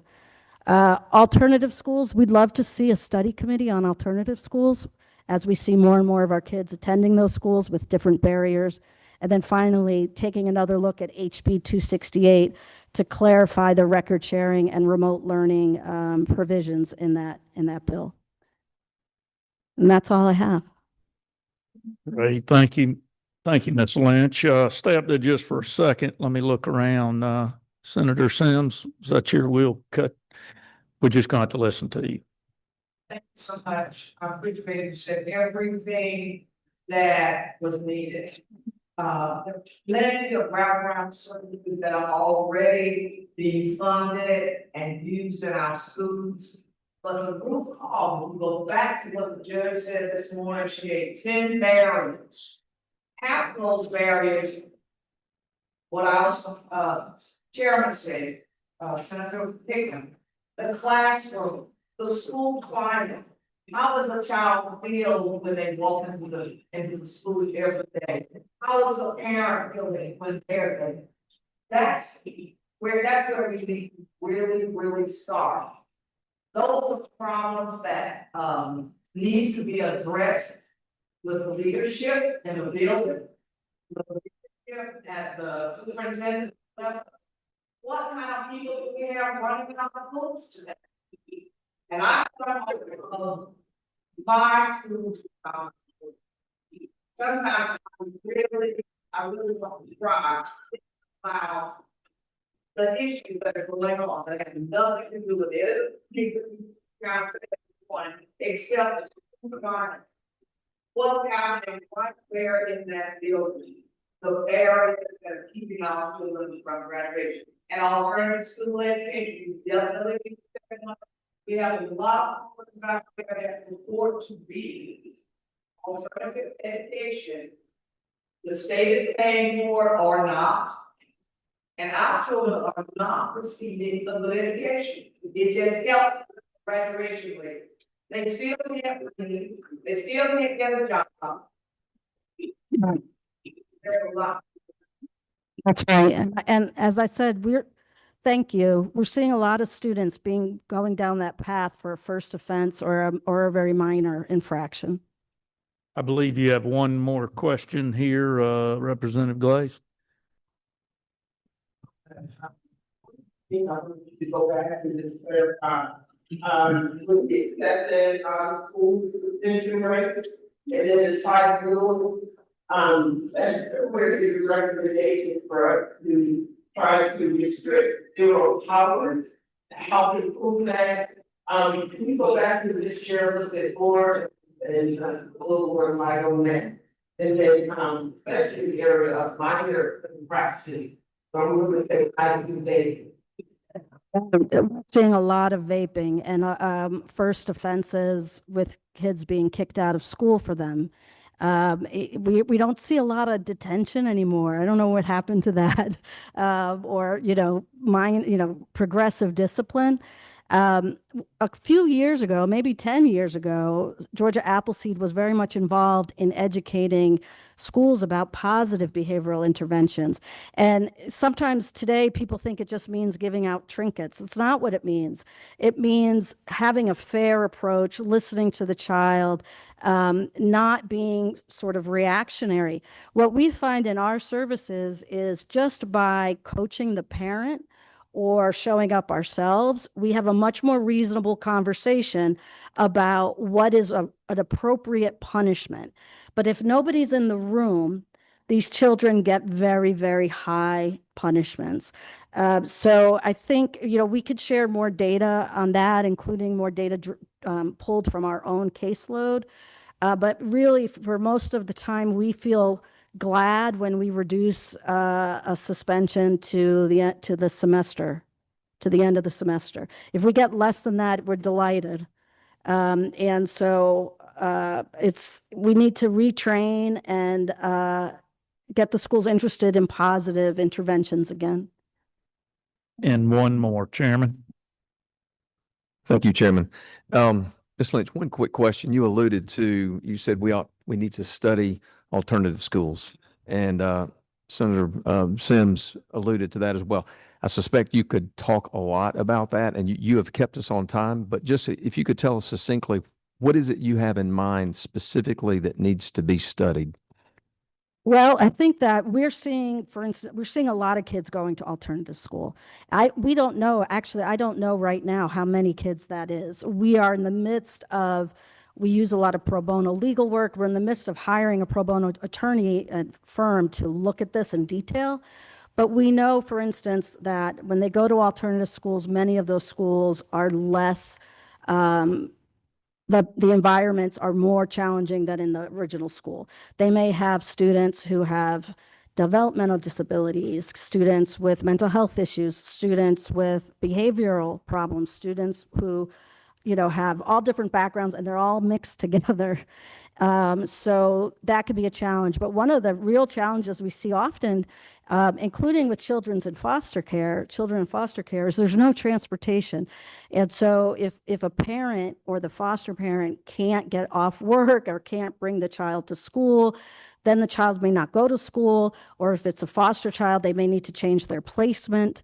I also want to say that some of the alternative schools, I think, may be very, very good. We've seen some that had higher ratings than the public school, but for the most part, we have a lot of questions about how they operate. Thank you. Turn it over. Okay. Thank you. Ms. Lynch, thank you very much. Next, we'll hear from Melanie Bales and Lynn Meadows, School Nursing Association.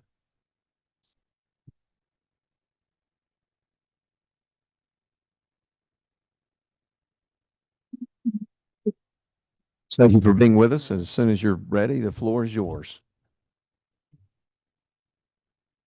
Good afternoon. Good afternoon. I am co-presenting with my colleague Lynn Meadows, who is our data coordinator for the Georgia Association of School Nurses. My name is Melanie Bales. I am the state director for the Georgia Association of School Nurses. I represent Georgia on the board of directors for the National Association of School Nurses. So we are here today to share with you our ask. And it is to look at a little more detail about the role of the school nurse in addressing student absenteeism. So these are just the topics that we'll discuss: the importance of regular school attendance, which we've heard today, how widespread absenteeism is actually a problem nationwide, not just in Georgia, but it's far higher than it used to be, especially since the pandemic. Chronic absenteeism is now more than 50% higher, actually. And there are about 48 million public school students, K through 12. That's almost 1 in 4 of them, or 11 million students who are missing a lot of school. And so this is, of course, nationwide. So the purpose is, again, to address the school nurse's role in addressing absenteeism. Georgia's data has been presented earlier today, so I won't necessarily go into a lot of detail about that, but I'm just bringing it home about the role of the school nurse. And so when we think about student absenteeism, we talk about referring to more than just those occasional sick days. Chronic absenteeism is typically defined as missing 10% or more of the school year. And so that's about 18 days in most school districts. Students miss school for a variety of reasons. And so the occasional absenteeism are things that may impact them, such as acute illness, which would be flu, chronic conditions like asthma or diabetes, and then, of course, mental health challenges such as anxiety or depression, and even family responsibilities or unstable housing, as well as lack of health care. We are able to create more targeted, when we are able, to create more targeted interventions when we understand the root causes of student absenteeism. And so this is where the school nurse becomes critical. Absenteeism actually has a significant impact on students. And so when we look at the various areas, academically, students fall behind in their coursework, and it becomes harder to catch up because they are missing school. Socially and emotionally, they miss out on peer interactions. This is crucial for their development, especially in younger children, like the little one that's in the room today. Long-term chronic absenteeism is associated with higher dropout rates and lower graduation rates. It is not just a school issue, as has been presented earlier. Long-term, it is a public health and social equity issue. The school nurse plays a vital role that goes far beyond treating bumps and bruises. Many of us can recall who our school nurse may have been as we matriculated through school. But I will tell you that as school nurses, we serve as the health advocate within the school community. This includes identifying health-related barriers to attendance, developing care plans for students with chronic conditions, and serving as a liaison between families, healthcare providers, and school staff. In the larger student support system, nurses are often the first to notice patterns that point to chronic absenteeism and can intervene before a student falls too far behind. So these are the health-related causes of absenteeism that we see as licensed nurses in our schools. Many of them stem from health issues, both physical and mental. For instance, a student with uncontrolled asthma might miss multiple days each month. Think of the lack of access to health care that was discussed previously. Students with undiagnosed or poorly managed chronic conditions often struggle silently until they fall behind or stop attending school. Students who lack the required immunizations often miss several days of school while families attempt to access resources. And so our school nurses are instrumental in preventing communicable diseases. Mental health has also become a major factor, especially since the pandemic. Students with anxiety or depression may avoid school because they feel overwhelmed or unsupported. School nurses are trained to assess these issues and connect students with appropriate care, helping to reduce avoidable absences. This next slide here actually just depicts the fact that students don't just come into the health office stating the issues that they carry, the burdens that they carry. And so there are many opportunities for a licensed school nurse to help students at risk, students who are sad, students who are hungry, students who are abused, students who are homeless, students who are dealing with other issues such as bullying or other illnesses, students who are having those challenges that would not normally allow them to access school. And so how do we as licensed nurses identify students who are at risk? We use a combination of health office visits, attendance records, and communication with staff and families to identify at-risk students. We actually look for patterns, frequent visits to the school nurse's office, recurring complaints, and sometimes these are just simple as a stomach ache or headache. And it's not always when it's the fourth period math class, but sometimes it is. And that starts to become a pattern for many students. Consistent late arrivals to school and even absences. So by building relationships with students and families, we often uncover underlying health or social issues that may not be obvious to their teachers or their administrators. Early identification is key to preventing chronic absenteeism. Once we've identified the students at risk, we implement tailored evidence-based strategies. And these might include things such as providing health education sessions on hygiene, nutrition, and disease prevention, creating individualized healthcare plans for students, coordinating care and case management through building supportive relationships with students and families, coordinating with primary care physicians and community health resources to promote consistent attendance and care, as well as administering medications during the school day. We also run school-wide programs like immunization clinics or asthma management classes. These efforts not only support individual students, but help prevent illness and absenteeism across the entire school community. And so at this point, my colleague will discuss the collaboration and communication as school nurses and how we perform our roles in helping to support our students. Welcome. Hi, good morning, or good afternoon now. We were gonna toggle back and forth, but as you can hear, true to a school nurse, I'm a little under the weather. Feel just fine, and I'm not contagious. So if you can't hear me or understand me, Melanie can continue the presentation. Can you all understand me, or is it too bad? Okay. So as Melanie discussed, a role of our school nurses, collaboration is obviously essential, and you've heard that. Thank you so much. You've heard that throughout the morning with other presenters talking about collaboration. Thank you so much. School nurses certainly don't work in isolation. We never have. We're part of a broader student support team. We partner with teachers, of course, to monitor students' well-being. We work with counselors and our school social workers and school psychologists to address emotional and behavioral concerns and coordinate with community healthcare providers. We also work with families, obviously. Families are key in this process.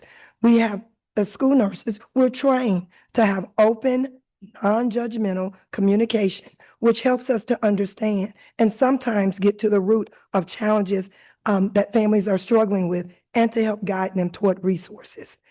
We know when schools, families, and healthcare systems work together, students are more likely to stay in school and stay healthy. Thank you. However, we do face some barriers and challenges. Some of our barriers and challenges include these 4 top things. Limited nursing staff. Many schools only have one school nurse who covers multiple schools. So you can have a school nurse who kind of works as a case manager, like in the hospital. So she will have multiple schools. And then we have some areas specifically, not just, we think that in the rural area, it only happens where you have one school nurse covering multiple schools. That also happens in any of our areas, in many of our areas, I should say it that way. This obviously creates a significant strain, especially when managing students with chronic conditions, those who need medication needs, and those who obviously have emergencies. Because who's best to equip to respond to an emergency? A licensed school nurse. Also, lack of resources or funding. Many times our budgets for school health services are often limited. Of course, it's competing priority with everything else that the schools have to purchase. This can impact the availability of medical supplies, updated equipment, and access to continuing education and training. Many of our school nurses, we provide our own staff development. We partner with folks like Children's Healthcare of Atlanta to provide that staff development for our school nurses. And you may be thinking, well, what supplies might you not have? Think about that student who has asthma and has limited resources. They may have a nebulizer machine at home, but if parents can't afford to have a nebulizer machine at home and at school, we still need one at school. Technology in terms of medical supplies and issues change every day, and we do our best to keep up with the most updated and frequent technology and equipment. Communication gaps with families. You've also heard this from some of the other presenters. We struggle with sometimes language barriers, lack of reliable contact information, or inconsistent parental engagement can obviously limit communication. Parents are busy. Many times they don't have time to talk to us. It could be after hours. We work on after hours. We work on the weekends. Also, privacy and consent issues. And I think someone talked about the issues with regards to FERPA and HIPAA, sharing of information, critical information. And our role is critical that we know about chronic illnesses, et cetera, but how we share that out is what we're concerned about, to make sure that we abide by the law. Here's a little just story from the field, and I'll run through this as quickly as I can. I won't need to look at the slide. I'll sum it up. Here you have, for instance, this is something typically any school nurse would face. Here we have an 18-year-old senior who started her senior year, but was not coming to school. She had missed several days of school within the first 2 months of school. The school nurse and the school had called 911 6 times because she was not managing her asthma. She also seemed to be very disconnected with the school. So the school nurse worked very hard to establish very quickly a rapport with the student, which was established. In establishing that rapport with the student, the school nurse realized this is more than just her asthma concern. Why she's so disengaged with school. And as the school nurse began to establish a relationship and a rapport with her, she found out that during COVID, when she started at 9th grade, she had lost several family members to COVID. And so she was actually clinically depressed, but had never been diagnosed. So the school nurse referred her You've heard that from someone to our school-based health center. The school-based health center and the nurse worked together to get her services. The school-based health center actually became her medical home. She was able to get the asthma care that she needed, as well as the asthma supplies, but it didn't just stop there. The school nurse was actually able to look at that home environment. There were other siblings in that home. There were actually 7 children in the home, and we were able to connect them with services as well. So that's just an example of something that school nurses deal with every day. That's asthma, but we deal with diabetes, sickle cell, students who have brain tumors, the whole 9 yards. So next, we'll talk about, just real quickly, some recommendations and best practices. Again, the recommendation, and I think you've heard that today as well, every school in the state of Georgia needs at least 1 licensed school nurse in every Georgia school. We need improved access to data tracking systems, and you may be asking, well, what do we mean by that? School nurses sometimes don't even know a student is absent for several days. If we had communication tools that talk to each other, we could intervene a lot quicker. We need policies and support in terms of that help from a health perspective that would impact attendance. We also know that we have to, as school nurses, follow state and federal laws and guidelines. We also, best practices that we use referrals effectively. You just heard me use the example about how we connected our students with that student with care from our school-based health center. But it's not just our school-based health center. School nurses work well beyond our schools. We partner from wherever a student's physician is, whether that's CHOA, a school, a doctor's office in the community, the health department, where it might be even health organization, the Diabetes Association, the Association of Epilepsy. We utilize our community resources. And then incorporating behavioral health support. Finally, we should work toward school policies that support the whole child. Wellness, recognizing that physical and mental health are deeply tied to academic success. And in conclusion, we just want to leave you with this thought.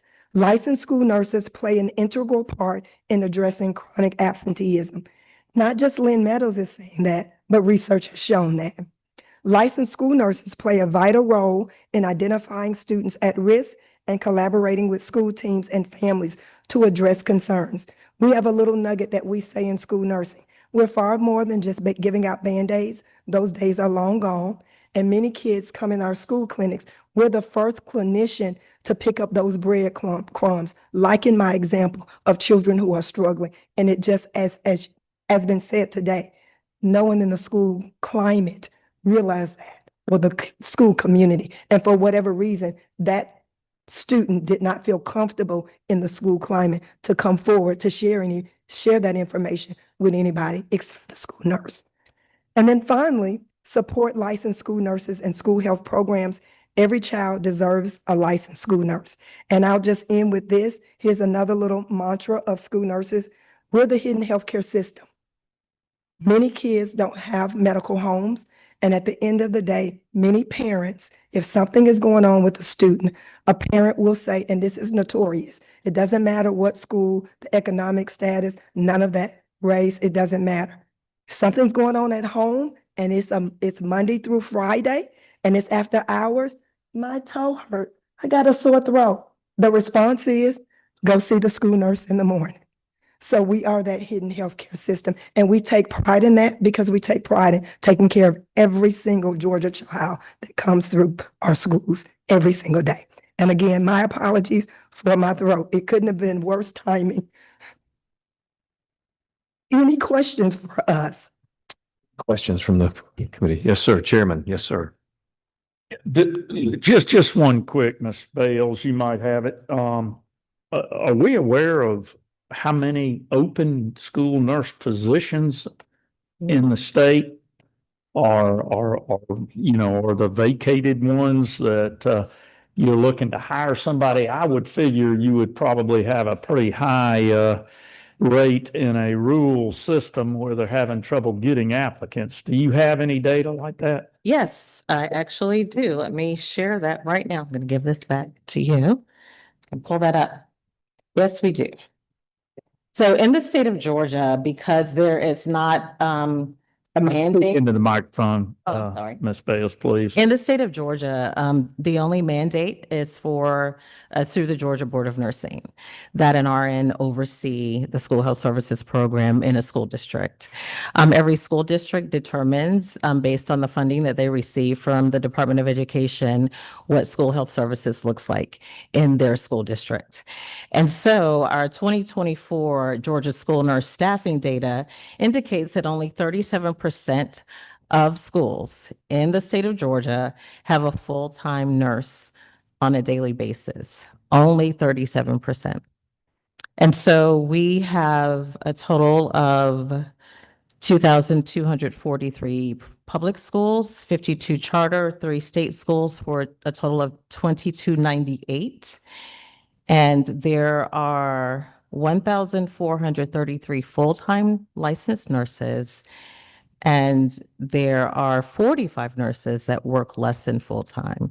And so only 1,478 students, or schools, excuse me, based on our 2024 data, have a nurse accessible for those students during the school day. Okay, follow-up question if I could, Chairman. You know, again, let's talk about vacancies. Because I would figure the closer you are to a metro area or a hospital that has the available staff that you could tap into as a school system, you might be able to entice a nurse to leave the hospital to come work in her child's school or something. Do you have any data on how many vacancies today are out there for school nurses in those 1,473 schools? So we don't have that specific data, but I do have some anecdotes to share with you because as I am the district administrator for a large school district in Georgia, it is not enticing for nurses to leave a hospital system to come and work as a school nurse because of the compensation. So yes, they may be looking for work-life balance. They may enjoy having the summers off, but many of those nurses, because of the compensation not being very competitive, they also have to work a second or third job. And so I definitely appreciate and would love if it were, I guess, easy to attract nurses from a hospital setting. It is not, unfortunately. But we will get that data back to you about the number of vacancies that we have statewide. Okay, thank you. Yes, sir. Any questions from the committee? Okay, ladies, thank you for that. Very Thank you. informative. Thanks for giving us that perspective. Thank you so much for the Nurse. opportunity. Yes, ma'am. Absolutely. All right, Chairman, back to you. Okay. We're staying on time, so thank all the presenters and great information so far. We've got 3 coming up. I believe we've got Voices for Children, the After School Network, Georgia Alliance of Boys and Girls, and YMCA of Metro Atlanta. If y'all would, as we say here quite often, Chairman, is line up on the wall. And I know you felt that. If you've got your bill, by the way, we line up on the wall and we're defending our bill before rules. We might have a little PTSD on the Senate side from hearing that, Chairman Irwin, but yes, sir.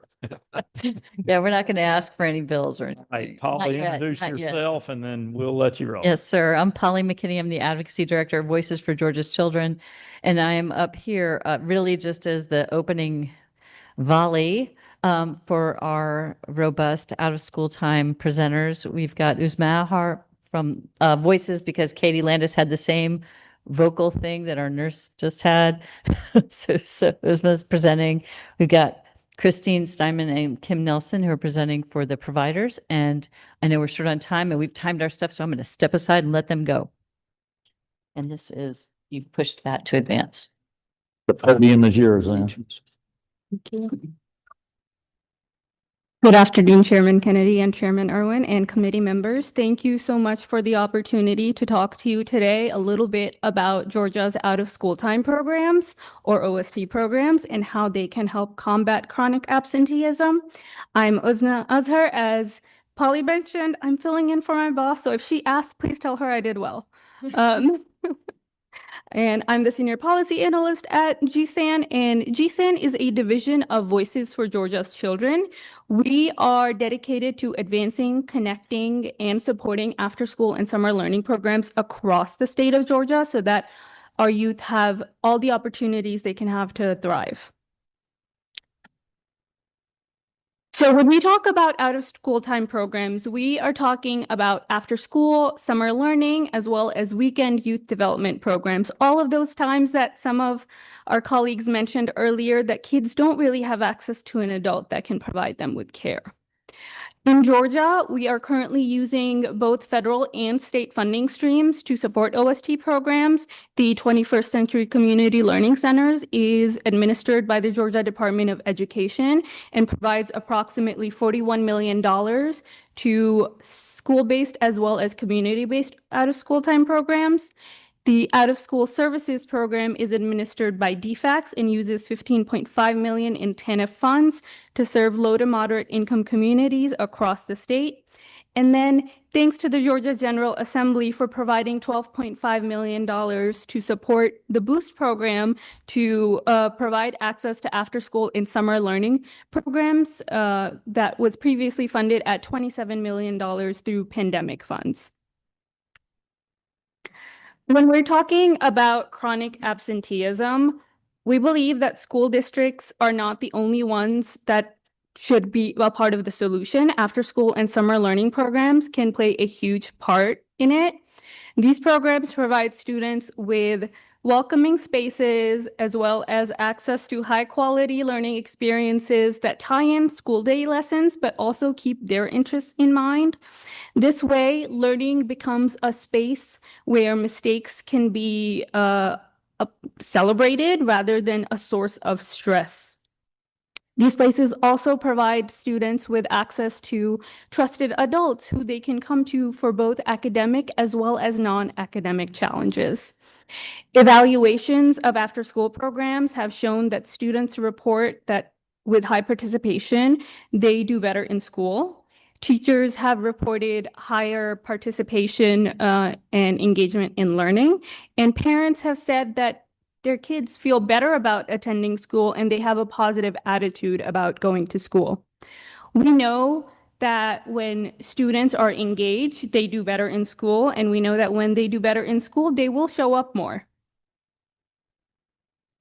We can also see this in our own programs in Georgia. In Georgia's 21st Century program, about 75% of students experience increased engagement in learning, and 2/3 of students who previously attended school at 90% or below increase their attendance rates for that particular school year while participating in the program. Even beyond 21st Century programs, we've seen after school and summer programs across the state of Georgia partner with school districts. They work with school counselors and teachers to identify which students are at risk or are experiencing chronic absenteeism, and then they work with families to figure out what are those barriers, what are those challenges, things like disengagement or transportation or other personal challenges. And they work through that by providing mentoring, by providing flexible schedules, having regular contact with families to figure out what kind of wraparound supports they actually need, rather than a one-size-fits-all approach. And so with students, families and schools, after-school programs can and do play a part in reducing chronic absenteeism and setting kids up for success. When we're talking about chronic absenteeism and some of the root causes of it, like student disengagement and aversion to school, we would be remiss if we didn't talk about summer learning programs as well. Research has shown that kids that attend high-quality after-school and summer learning programs not only improve their grades and their behavior, but also their attendance rates. A lot of kids that don't have access to summer programs often fall behind, but a high-quality summer program can not only help kids avoid the summer slide, it can also help them make gains in reading and math so that they come more prepared for the next school year. And then finally, I'd just like to mention what demand for after school looks like in Georgia. Unfortunately, according to a Georgia Can report, Georgia is leading the nation in unmet demand in after school and tutoring. Of those parents that are not currently sending their kids to after school programs, 22% that said that they were very interested in sending their kid to a program. And those who did not have access to tutoring programs, 23% said that they would send their child to one if it were available to them. So while we're very thankful for the recent investments in the Boost program, there's still a huge gap in access to after-school and summer learning programs throughout the state of Georgia. And both our kids and our families really need those resources. To hear more about what programs are actually doing on the ground to combat chronic absenteeism, I am delighted to be joined by our presenters with the Georgia Alliance of Boys and Girls Club and the Georgia Alliance of YMCAs, who'll talk about all the different things that their programs are doing. Thank you. We'll turn the podium over to you. We've got to make a switch out there. They're all built in together. Gotcha. So I'm Christine Steinman. I'm with the Georgia Alliance of Boys and Girls Clubs. So I'll introduce who we are first in case you don't know what the Boys and Girls Clubs is. We enable all young people, especially those who need us the most, to reach their full potential as productive, caring, responsible citizens. Last year we served 62,510 kids across the state of Georgia in more than 62 counties. We have 170 clubhouses and sites throughout the state.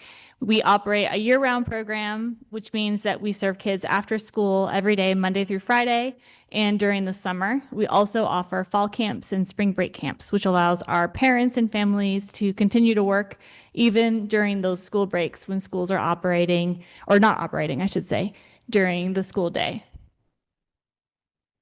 So you've heard a lot of data today and statistics. So I'll try not to throw a lot of numbers at you. I'll try to provide a little bit more information. You know what the challenge is. It's school absenteeism. You know what the numbers are. You know that we have a problem with it. And so we're here to explain that us as out of school time providers are here to provide a solution. So you'll hear from various providers today. There's another one in the room who's coming up after us. And we know that today 1 in 4 students are chronically absent in America. You heard some of the more local statistics earlier when Ms. Kim was up here. What we do a little bit differently at Boys and Girls Clubs is we provide a safe, supportive environment, again, year round. We do collaborative partnerships. We partner with other agencies to provide services. We provide engaging programming. We have best practices that we do on a daily basis. We have data that proves, of course, that we do have kids who attend school on a more regular basis. And what makes us a little bit different with that is that we are building supportive relationships. Earlier, Senator Sims said, well, what are the schools doing? Are they providing an engaging environment? And the answer is that out of school time programs are doing just that. We are providing an engaging environment. We are building relationships with kids. Ms. Kim, when she was here earlier, I don't know if she's still in the room, talked about how there was a huge jump from 2020 to 2022. And we don't know what the cause of that is. There are also surveys that show that Gen Z, the generation that's currently in school, has expressed that they feel lonely, they feel isolated, they feel sad. There are surveys that have shown that 40% of kids are experiencing that they are disconnected from society. What are the ways that we can prevent that from happening? And that's building relationships with them, showing that there is someone who cares for them. And that's what we do at Boys and Girls Clubs. We build relationships with our kids. We are checking in with them on a daily basis, just like the nurses who just spoke are doing. They're building relationships with the kids and they're talking to them. They're finding out what's happening in their lives and helping to address those issues. We found in a 2024 longitudinal study that 61% of our kids didn't skip school and 70% of our teens didn't skip school. A primary reason for that is that transportation is provided to the club during the school day. They can't get to the Boys and Girls Club without that transportation. So they're more likely to go to school just so they can come to the club and see their favorite youth development professional. So if they're building a relationship with someone that they want to see that afternoon, they're going to have to go to school. So it's a really simple reason, and it seems like, well, are they really going to school for that? And in most cases they are, because they may be going home to an empty house otherwise. Attendance and engagement is something that we boast about at the Boys and Girls Club because of our year-round program. Again, they're coming to us not just during the school day, they're also coming to us during the summer, which helps to improve those learning loss outcomes. We help to keep them engaged in programs during the summer. We also take them, for the teens, on college tours. We take them to technical colleges. We also help to provide internships. We sometimes partner with local construction companies for those kids who don't necessarily want to engage in a typical academic track. They may not want to go to college. Not everybody does. So if they want to maybe take a more technical route, if they want to work on cars, if they want to learn more about construction, we help partner with those agencies and secure internships for them as well, post-college or post-high school, excuse me.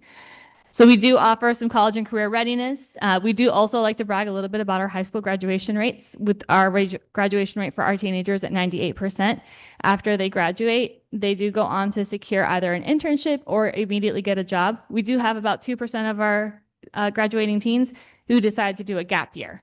They just don't know what they want to do. And that's okay too. At 18, who does? And you'll find that over half plan to pursue a bachelor's degree or higher. This helps boost our adult population with advanced degrees. So for our return on investment for Boys and Girls Clubs, for every dollar invested in a Boys and Girls Club, there's a $5.20 return on investment as well.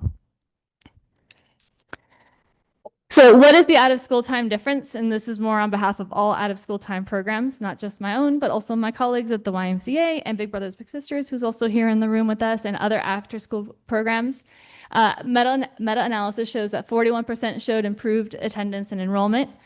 We showed that participants missed 7.5 days versus their peers at 9.6 days. And then we showed that in 4 summers, there was higher attendance and less chronic absenteeism. Elementary and middle school students also showed that they missed more or less 2 extra days. So our programs are having an impact on absenteeism. The kids are missing less school when they're engaged in after-school programs because they're coming and they're building relationships. They're in a more supportive environment, and there's more family engagement as well. A lot of our programs require family engagement. We require parents to come in and participate. We're also connecting them with their local school administrators and their teachers as well. We can't do it by ourselves, though, which goes back to what Judge Harris said earlier today. It's all about partnerships. We can open the doors, but we need to partner with other agencies. We need to partner with our state legislators. We need to partner with collaborate with other agencies to be able to do this. Within our doors, we have future legislators, we have future doctors, we have future teachers, we have future construction workers. We have everything within our doors with these kids, but we can't do it without you and without everyone in this room. We need their voice, your voices, their voices, and we need to make sure that we're meeting their needs by partnering together to do so and supporting those requests from everyone in the room, really. So if we can make everyone's happen, that would be great. But after school programs improve young people's school day attendance, which is essential for academic progress. With that, I'm going to pass it to Kim Nelson, who is right next to me here. Great, thank you. We'll turn the podium over to you.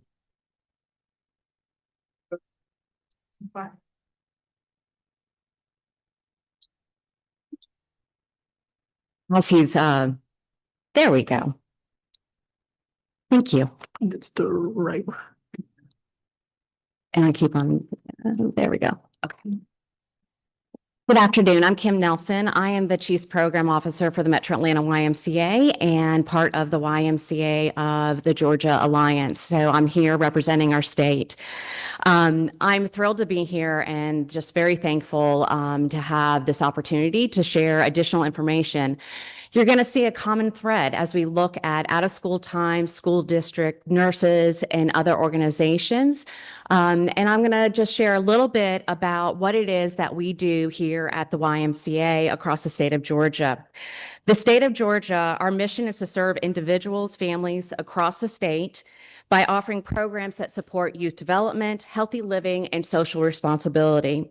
Across the state of Georgia, the YMCA offers programs with community outreach programs to be able to support hunger relief, out-of-school time, safety around water classes, and chronic disease support. So how are we addressing chronic absenteeism? The Y's develop strong partnerships with local schools and districts. A lot of our programs are actually at the school, so the kids just have to come straight down and the parents can pick up from our locations. But the key to supporting our families really is about joint communication. How does the school and the YMCA and other out of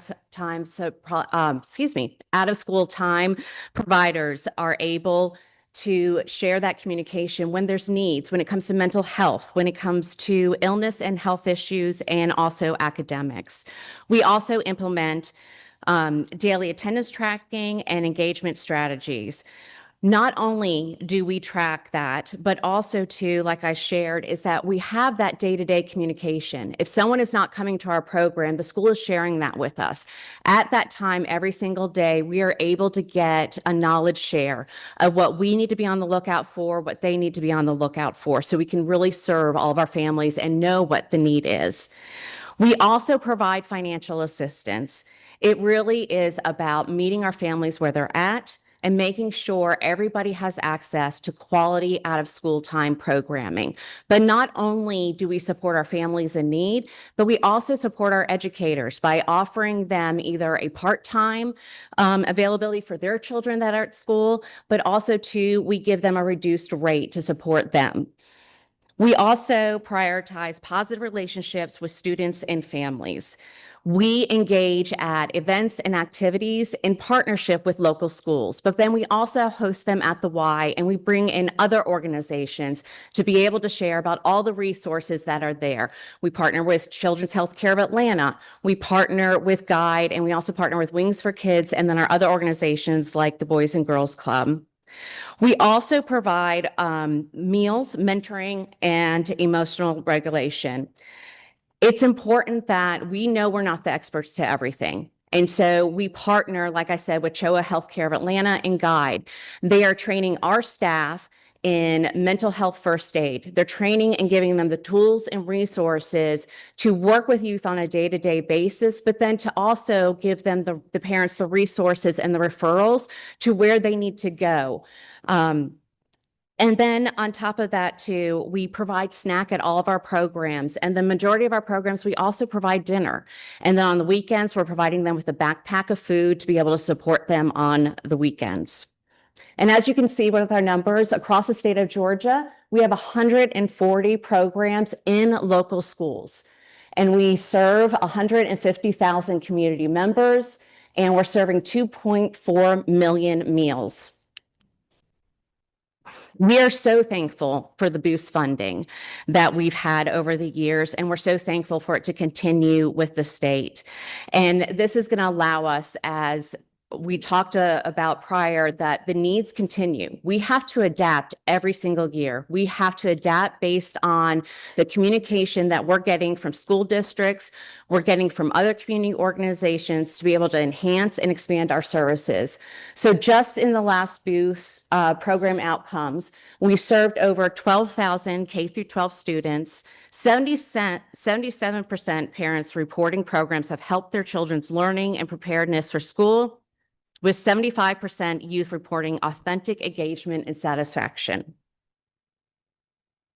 So as we look at this, and we've all said it, partnership is key. We cannot do it alone, and it does take a village. So these are some of the ways that we are working to be able to accomplish that. Our YMCA out-of-school time programs employ certified teachers and parapros. We also provide ongoing professional development for our Y staff. And again, we adapt our trainings to make sure it is training our staff for the current needs that are at hand. In addition, we provide tutoring, homework help, and STEAM activities aligned with the school. So this speaks to the importance, again, of continued partnership and collaboration with the school district so we can support the entire family. We offer on-site programs and transportation support to Y programs.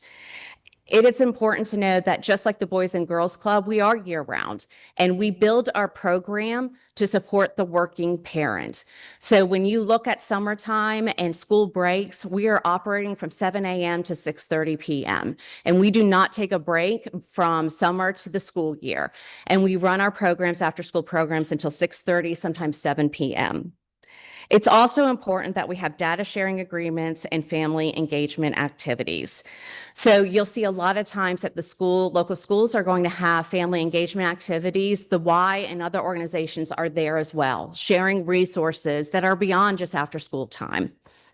In addition to that, we are opening up our doors and inviting organizations in on one of our national days, Healthy Kids Day, where every Y in the community opens up to the community, no matter if you're a member or not, free of charge, and we share resources. You will see Children's Healthcare of Atlanta there, you'll see local hospitals, you will see DFACS there, and you will see other important organizations so we can continue to provide families with the resources they need to be successful. So to wrap up, our recommendations is Boost 2.0. Build on the state annual investment in community-based out-of-school time programs to 20 million. As I stated, we've got to continue to adapt programming to meet the current needs and challenges, and to make sure that we are enhancing and expanding services because there is a population that is not receiving childcare and important resources. We need to expand funding for school-based health and social services, support transportation and attendance initiative programs, which has got to be a collaboration with all of us within the community and school districts, increase access to mental health services, and along those lines that we need to, as out-of-school staff, have the resources to be able to identify what those are and refer them to the experts at hand and to be able to continue supporting them on a day-to-day basis. And also, school districts agree to share attendance data to make sure that we're working in collaboration on how we can solve the parents' challenges and talk through it and build trust together as one. Thank you very much.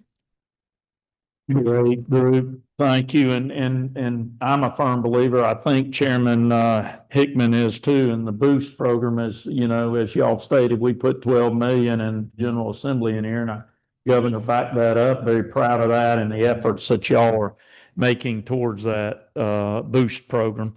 So good information. Members, we do. Lydia Glaze, let's see. You don't have microphones, so just.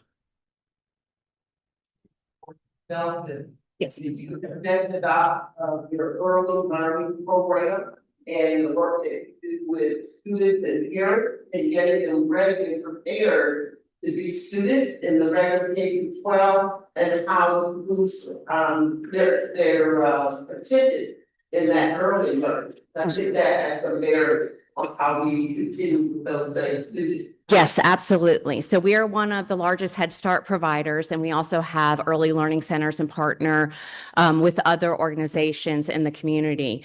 Part of our early learning program is that not only are we running just like the school year, but we are providing family engagement and we are providing healthcare services. So we have dentists that come in. We have people and individuals that are coming in and checking their vision. We are working with our families to educate them and provide resources so they know what to expect when they get their child ready for pre-K and for kindergarten as well. So there is that direct pipeline from our early learning all the way through our teen programming through 12th grade.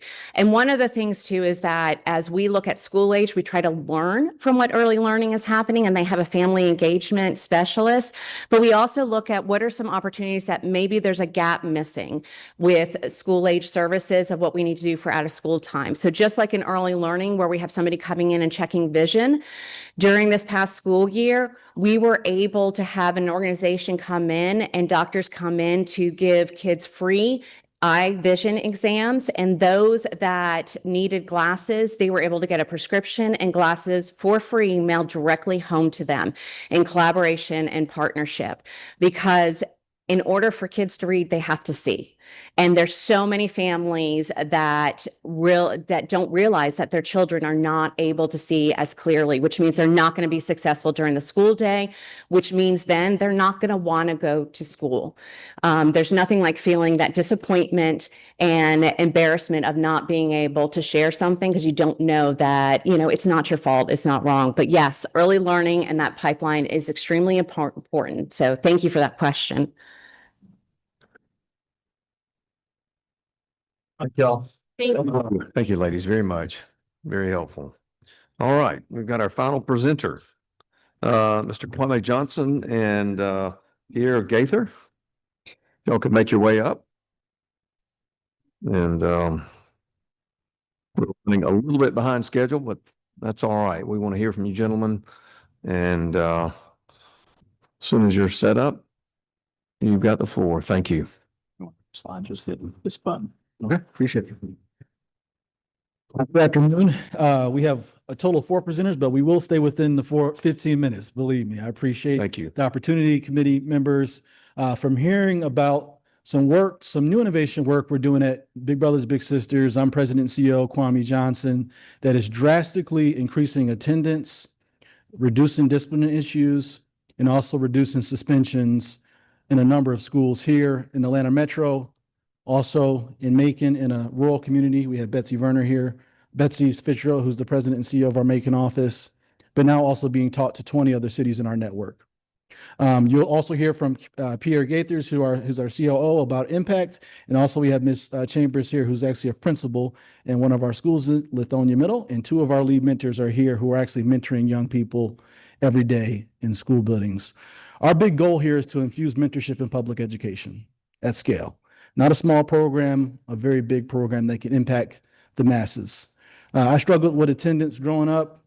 I struggled with getting suspended. And at the age of 17, I got sentenced to prison. In solitary confinement, I met some young men who believed in me that didn't believe in themselves. And I've committed the past 20 years of my adult life in making sure young people stay in school and keep learning. If we'd accomplish those 2 things, we'll have the best state and I think the best country. Too often as adults, we complicate things, but to me, it's that simple. Keep kids in school and keep them learning. Everybody knows about Big Brothers and Big Sisters. I'm sure we got some bigs in the room by a show of hands. Any bigs in the room? Anybody that's benefited from mentorship? We should see everybody's hand, because if you are in this room and you did not have a mentor, we need to get a sample of your blood because you're unique and we need to clone you. All of us have benefited from mentorship. We cover 27 counties here in Georgia. We have Macon here represented. We have Dalton and also Columbus, Georgia. We know mentorship works. We've been doing one-to-one for many years, supporting young people. But this new innovative program I'm excited to tell you about, called Level Up, has been game changer for our organization. This program actually came from an idea of one school principal that challenged us, that challenged me. He said, you know what, in this post-COVID world, we don't need a few mentors for our school building. We need a mentor for every kid in the school building. And that was not something we had ever done before in our network, not in Atlanta and not in our 200 offices across the country. So Ms. Crooms, the principal at H.J. Russell Middle School on the West End, said, I need to challenge you to do something different. And I learned doing this work for 20 years that the solution should come from the community. And we didn't hear from just Ms. Crooms, we heard from a number of principals like Ms. Chambers, who needed this level of scale of mentoring in this post-COVID world. So we developed this program called Level Up, where we have people like Mr. Turner and Ms. Robinson who are working with kids every single day in school buildings. We are mentoring kids daily and weekly. So kids come to school and not only get academics, but they get a mentor. And just think about the challenge that young people are facing in today's post-COVID world. And we know that if something is not resolved at lunchtime, it's probably going to play out on Saturday. So we're not only changing the schools, we're changing the culture and the climate in our schools through people who've been through similar challenges young people are facing, who are from the community, who have lived experiences and are trained professional mentors working with kids every single day. So who I'm going to bring up next is Pierre Gaithers, our CEO, is going to go through some of the impact and the data that proves that this model works at scale.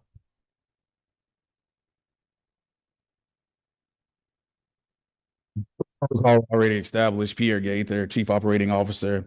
Our program, when we enter into a particular school, we enter in with three key employees, two mentors on hopefully that sixth grade level. And I say hopefully, and I'll explain that later. And then, of course, that of a site supervisor. Both of our lead mentors on that level are trained in restorative practices, and they are separated. The mentoring is separated by gender. So we have a male and a female mentor, encouraging and mentoring that of 50 students each. So 100 on a grade level is what we're looking for. The supervisor's job is to maintain the relationship with the specific school, but also to manage the staff in the school so that mentors are not the added responsibility to that of principals and administration. And then at our headquarters, we do have a director, an assistant director, and we have that of a floater. The floater is extremely important because it creates an opportunity to ensure that there's consistent mentoring, just in case one of our mentors are out for whatever reason. We want to make sure that the impact with the students still is sustained. Here you see some numbers. You see where it says mentorship keeps kids in school. From survey and school data, we know that our work is impacting attendance by helping to keep kids in school by connectedness and mental health. We see that 83% of our students feel increase in connectedness to school and decrease or no depressive symptoms. This is important because we've heard this throughout the day. 88% of our students had reduced or disciplined events. 89% of our students had improved or consistent emotional regulations, and then 92% of our students reported having a trusted adult in their lives. This is extremely important because our program allows teachers to teach and administrators to lead because we have folks within the school who can help deal with some of those issues that are happening day by day. Here we have some additional data in all of our schools that are partnering with our Level Up program. We have seen a major difference in chronic absenteeism. Specifically on this slide, we're showing you 3 schools that had about 27% to 58% difference across 2 school districts. That is Russell. With Russell, you see that our data is showing at 39.5% compared to 6th to 8th graders, and because we're there with all 3 levels impacting that level, which was relatively 26.6% difference in that particular school. At Young, we had a difference of 31.7%. At Lithonia, we have 2 different grade levels showing here because we wanted to make sure you could see the impact. Both were around a 57% difference. Our numbers were smaller as the average of the entire school. But that being said, we talked about Lithonia. I want to turn it over to Assistant Principal Chambers to give you more.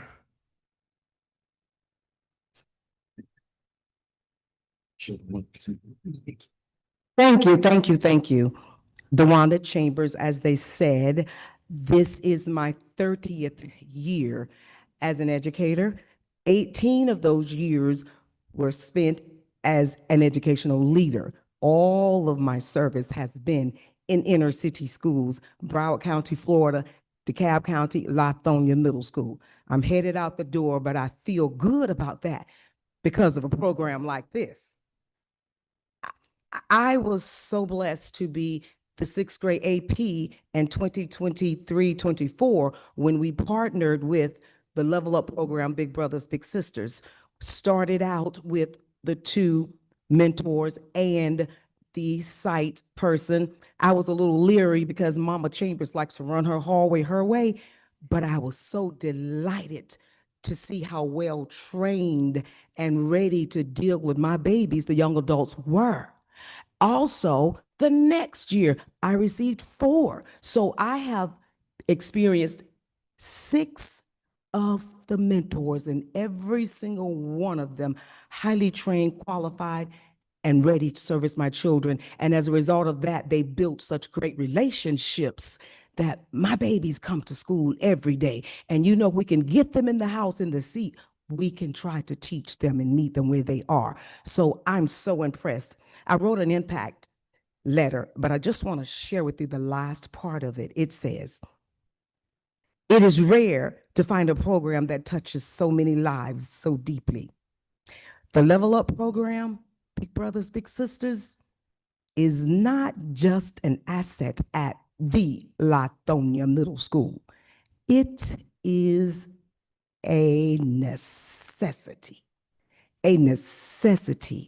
And it must stay, it must continue, because has been instrumental with getting our scholars to come to school and helping them to grow. I didn't have a big brother's big sister for me, but I made it. So I'm so happy that our students have that opportunity. Thank you. Thank you, Ms. Chambers. If in a different environment, I'll give you a round of standing applause for your 30 years of service, but you shared the story of Brandon and many other young people that to get to work with Ms. Turner and Ms. Robinson every single day. And now I want you to hear from Betsy, who's leading our work in Macon, which covers rural Georgia. Too often we hear about programs that are only working in the inner city, but I want you to understand this Level Up program will work in urban, suburban, and also rural. And we're testing this now with 20 other cities across the country. And Betsy is leading the work for our rural work in Macon. Let's welcome Betsy. Good afternoon, and thank you for this opportunity. My name is Betsy Fitzgerald, and as Kwame said, I serve Big Brothers Big Sisters of the Heart of Georgia, which has the largest geographic footprint in all of Georgia.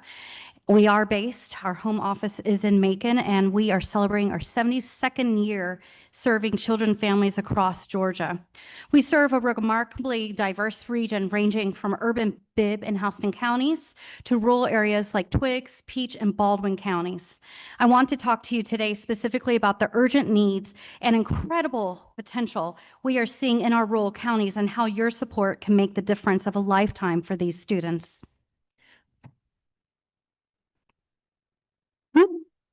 There we go. Students in rural Georgia face many challenges, but access to mentoring should not be one of them.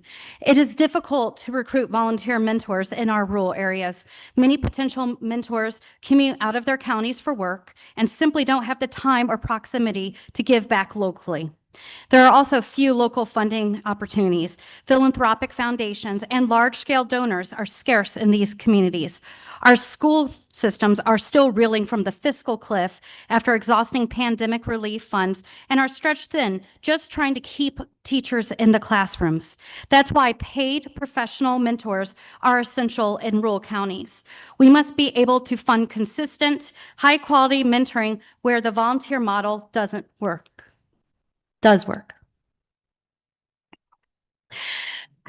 My agency is known for trying out many different pilots to see how we can be able to serve our rural counties better. We don't have issues finding mentors necessarily in places like Houston County, but we definitely do in other areas. Today, we have started a pilot and are serving nearly 123 students in Wilkinson and Lawrence counties through professional mentoring.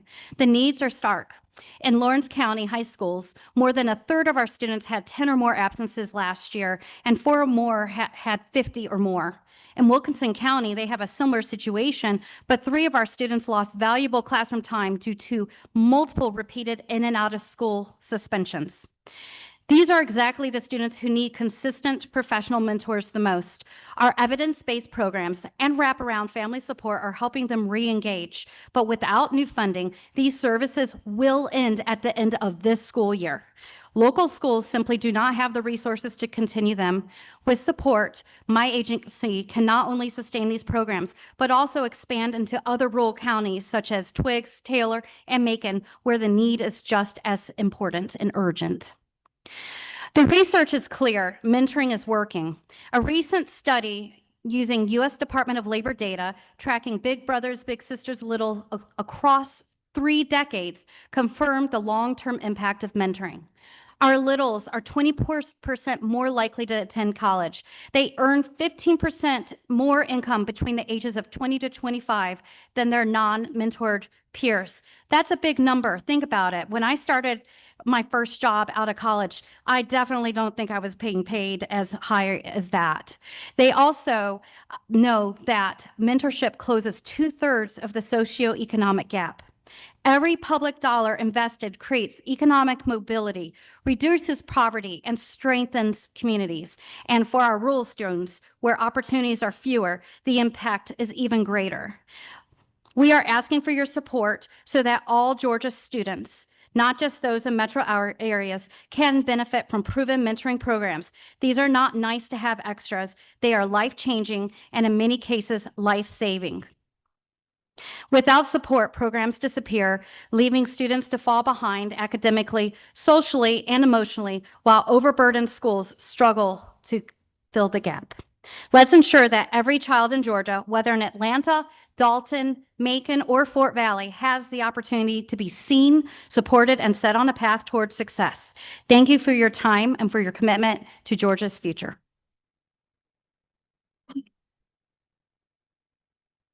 In closing, I just ask you to think about this picture here that I look at every day, especially on tough days.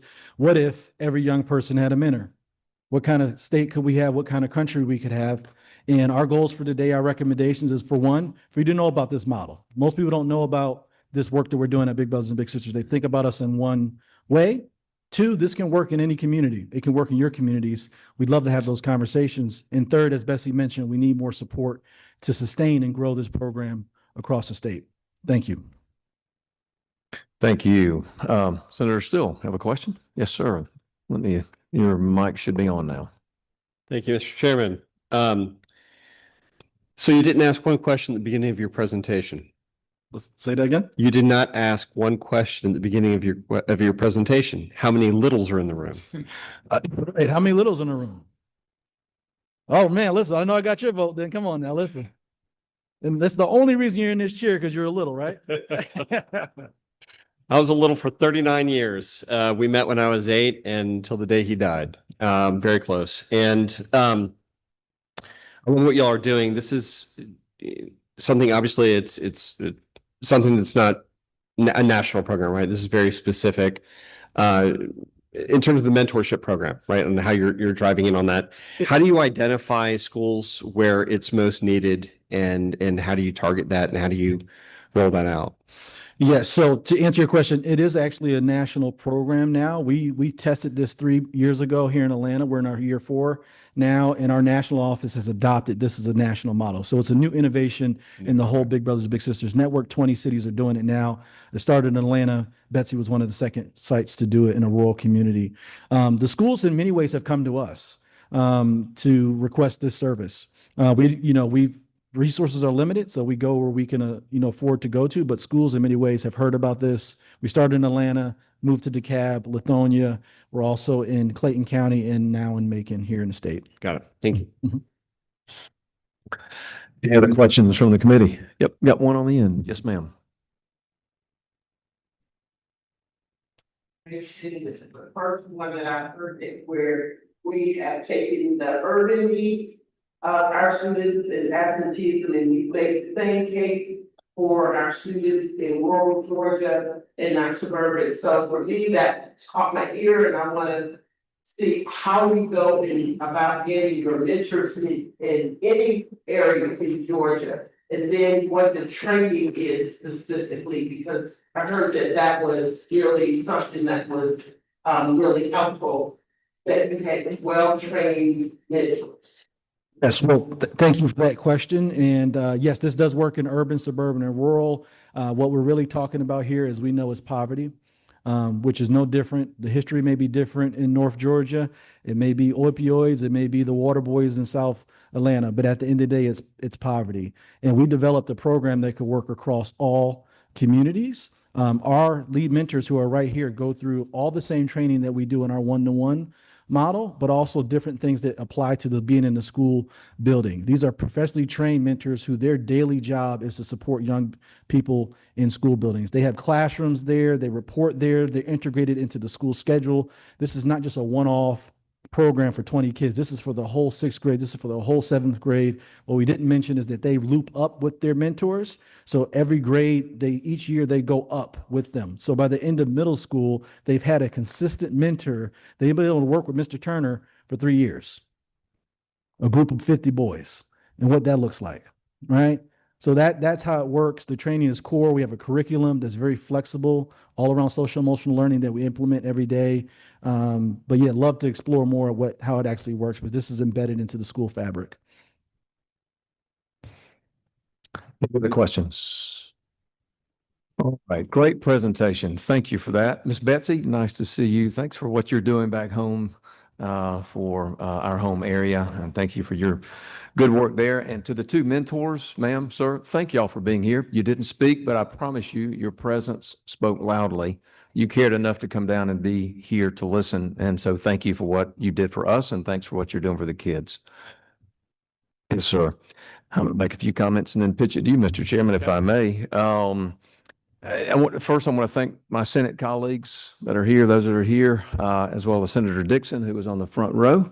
He's not up here with us, but he's here working. And thank you for that. I want to thank Chairman Irwin. Thank you. You have been a pleasure to work with. I look forward to walking this road with you and your committee members for the rest of this year and next year, and fashioning whatever the policy can best be for the children. I suspect that the House members that you see before you are just like the Senate members that you see before you. Each one of them asked to be on this committee because they care about this issue. They care about the children. And so I greatly appreciate them and what they are doing. They've also come from, I think, literally the corners of the state, and they have traveled here to do that. I want to thank everyone who presented. We truly have our ears open for someone like me, who is not a professional educator. It's especially helpful to get to hear from folks, as we would say, boots on the ground, but also the professionals. And I want to thank, I also want to thank Miss Joanne Hickman, who is here with a spouse of Chairman Hickman, lifelong educator. And I know earlier we had the speaker's wife, also an educator, and I think she had to step out a little bit earlier. But thank you. Do we have any other spouses? I get in trouble when I start calling on people. I know I do, but I didn't this time. So I got the one that I needed to. Our next meeting for the Senate side is going to be October the 16th, is when we will resume. And I appreciate everyone's attendance here. Thank you so much. Chairman Irwin, whatever your comments, and close us out, sir. Great. Thank you, Senator Kennedy. Thank you for your leadership.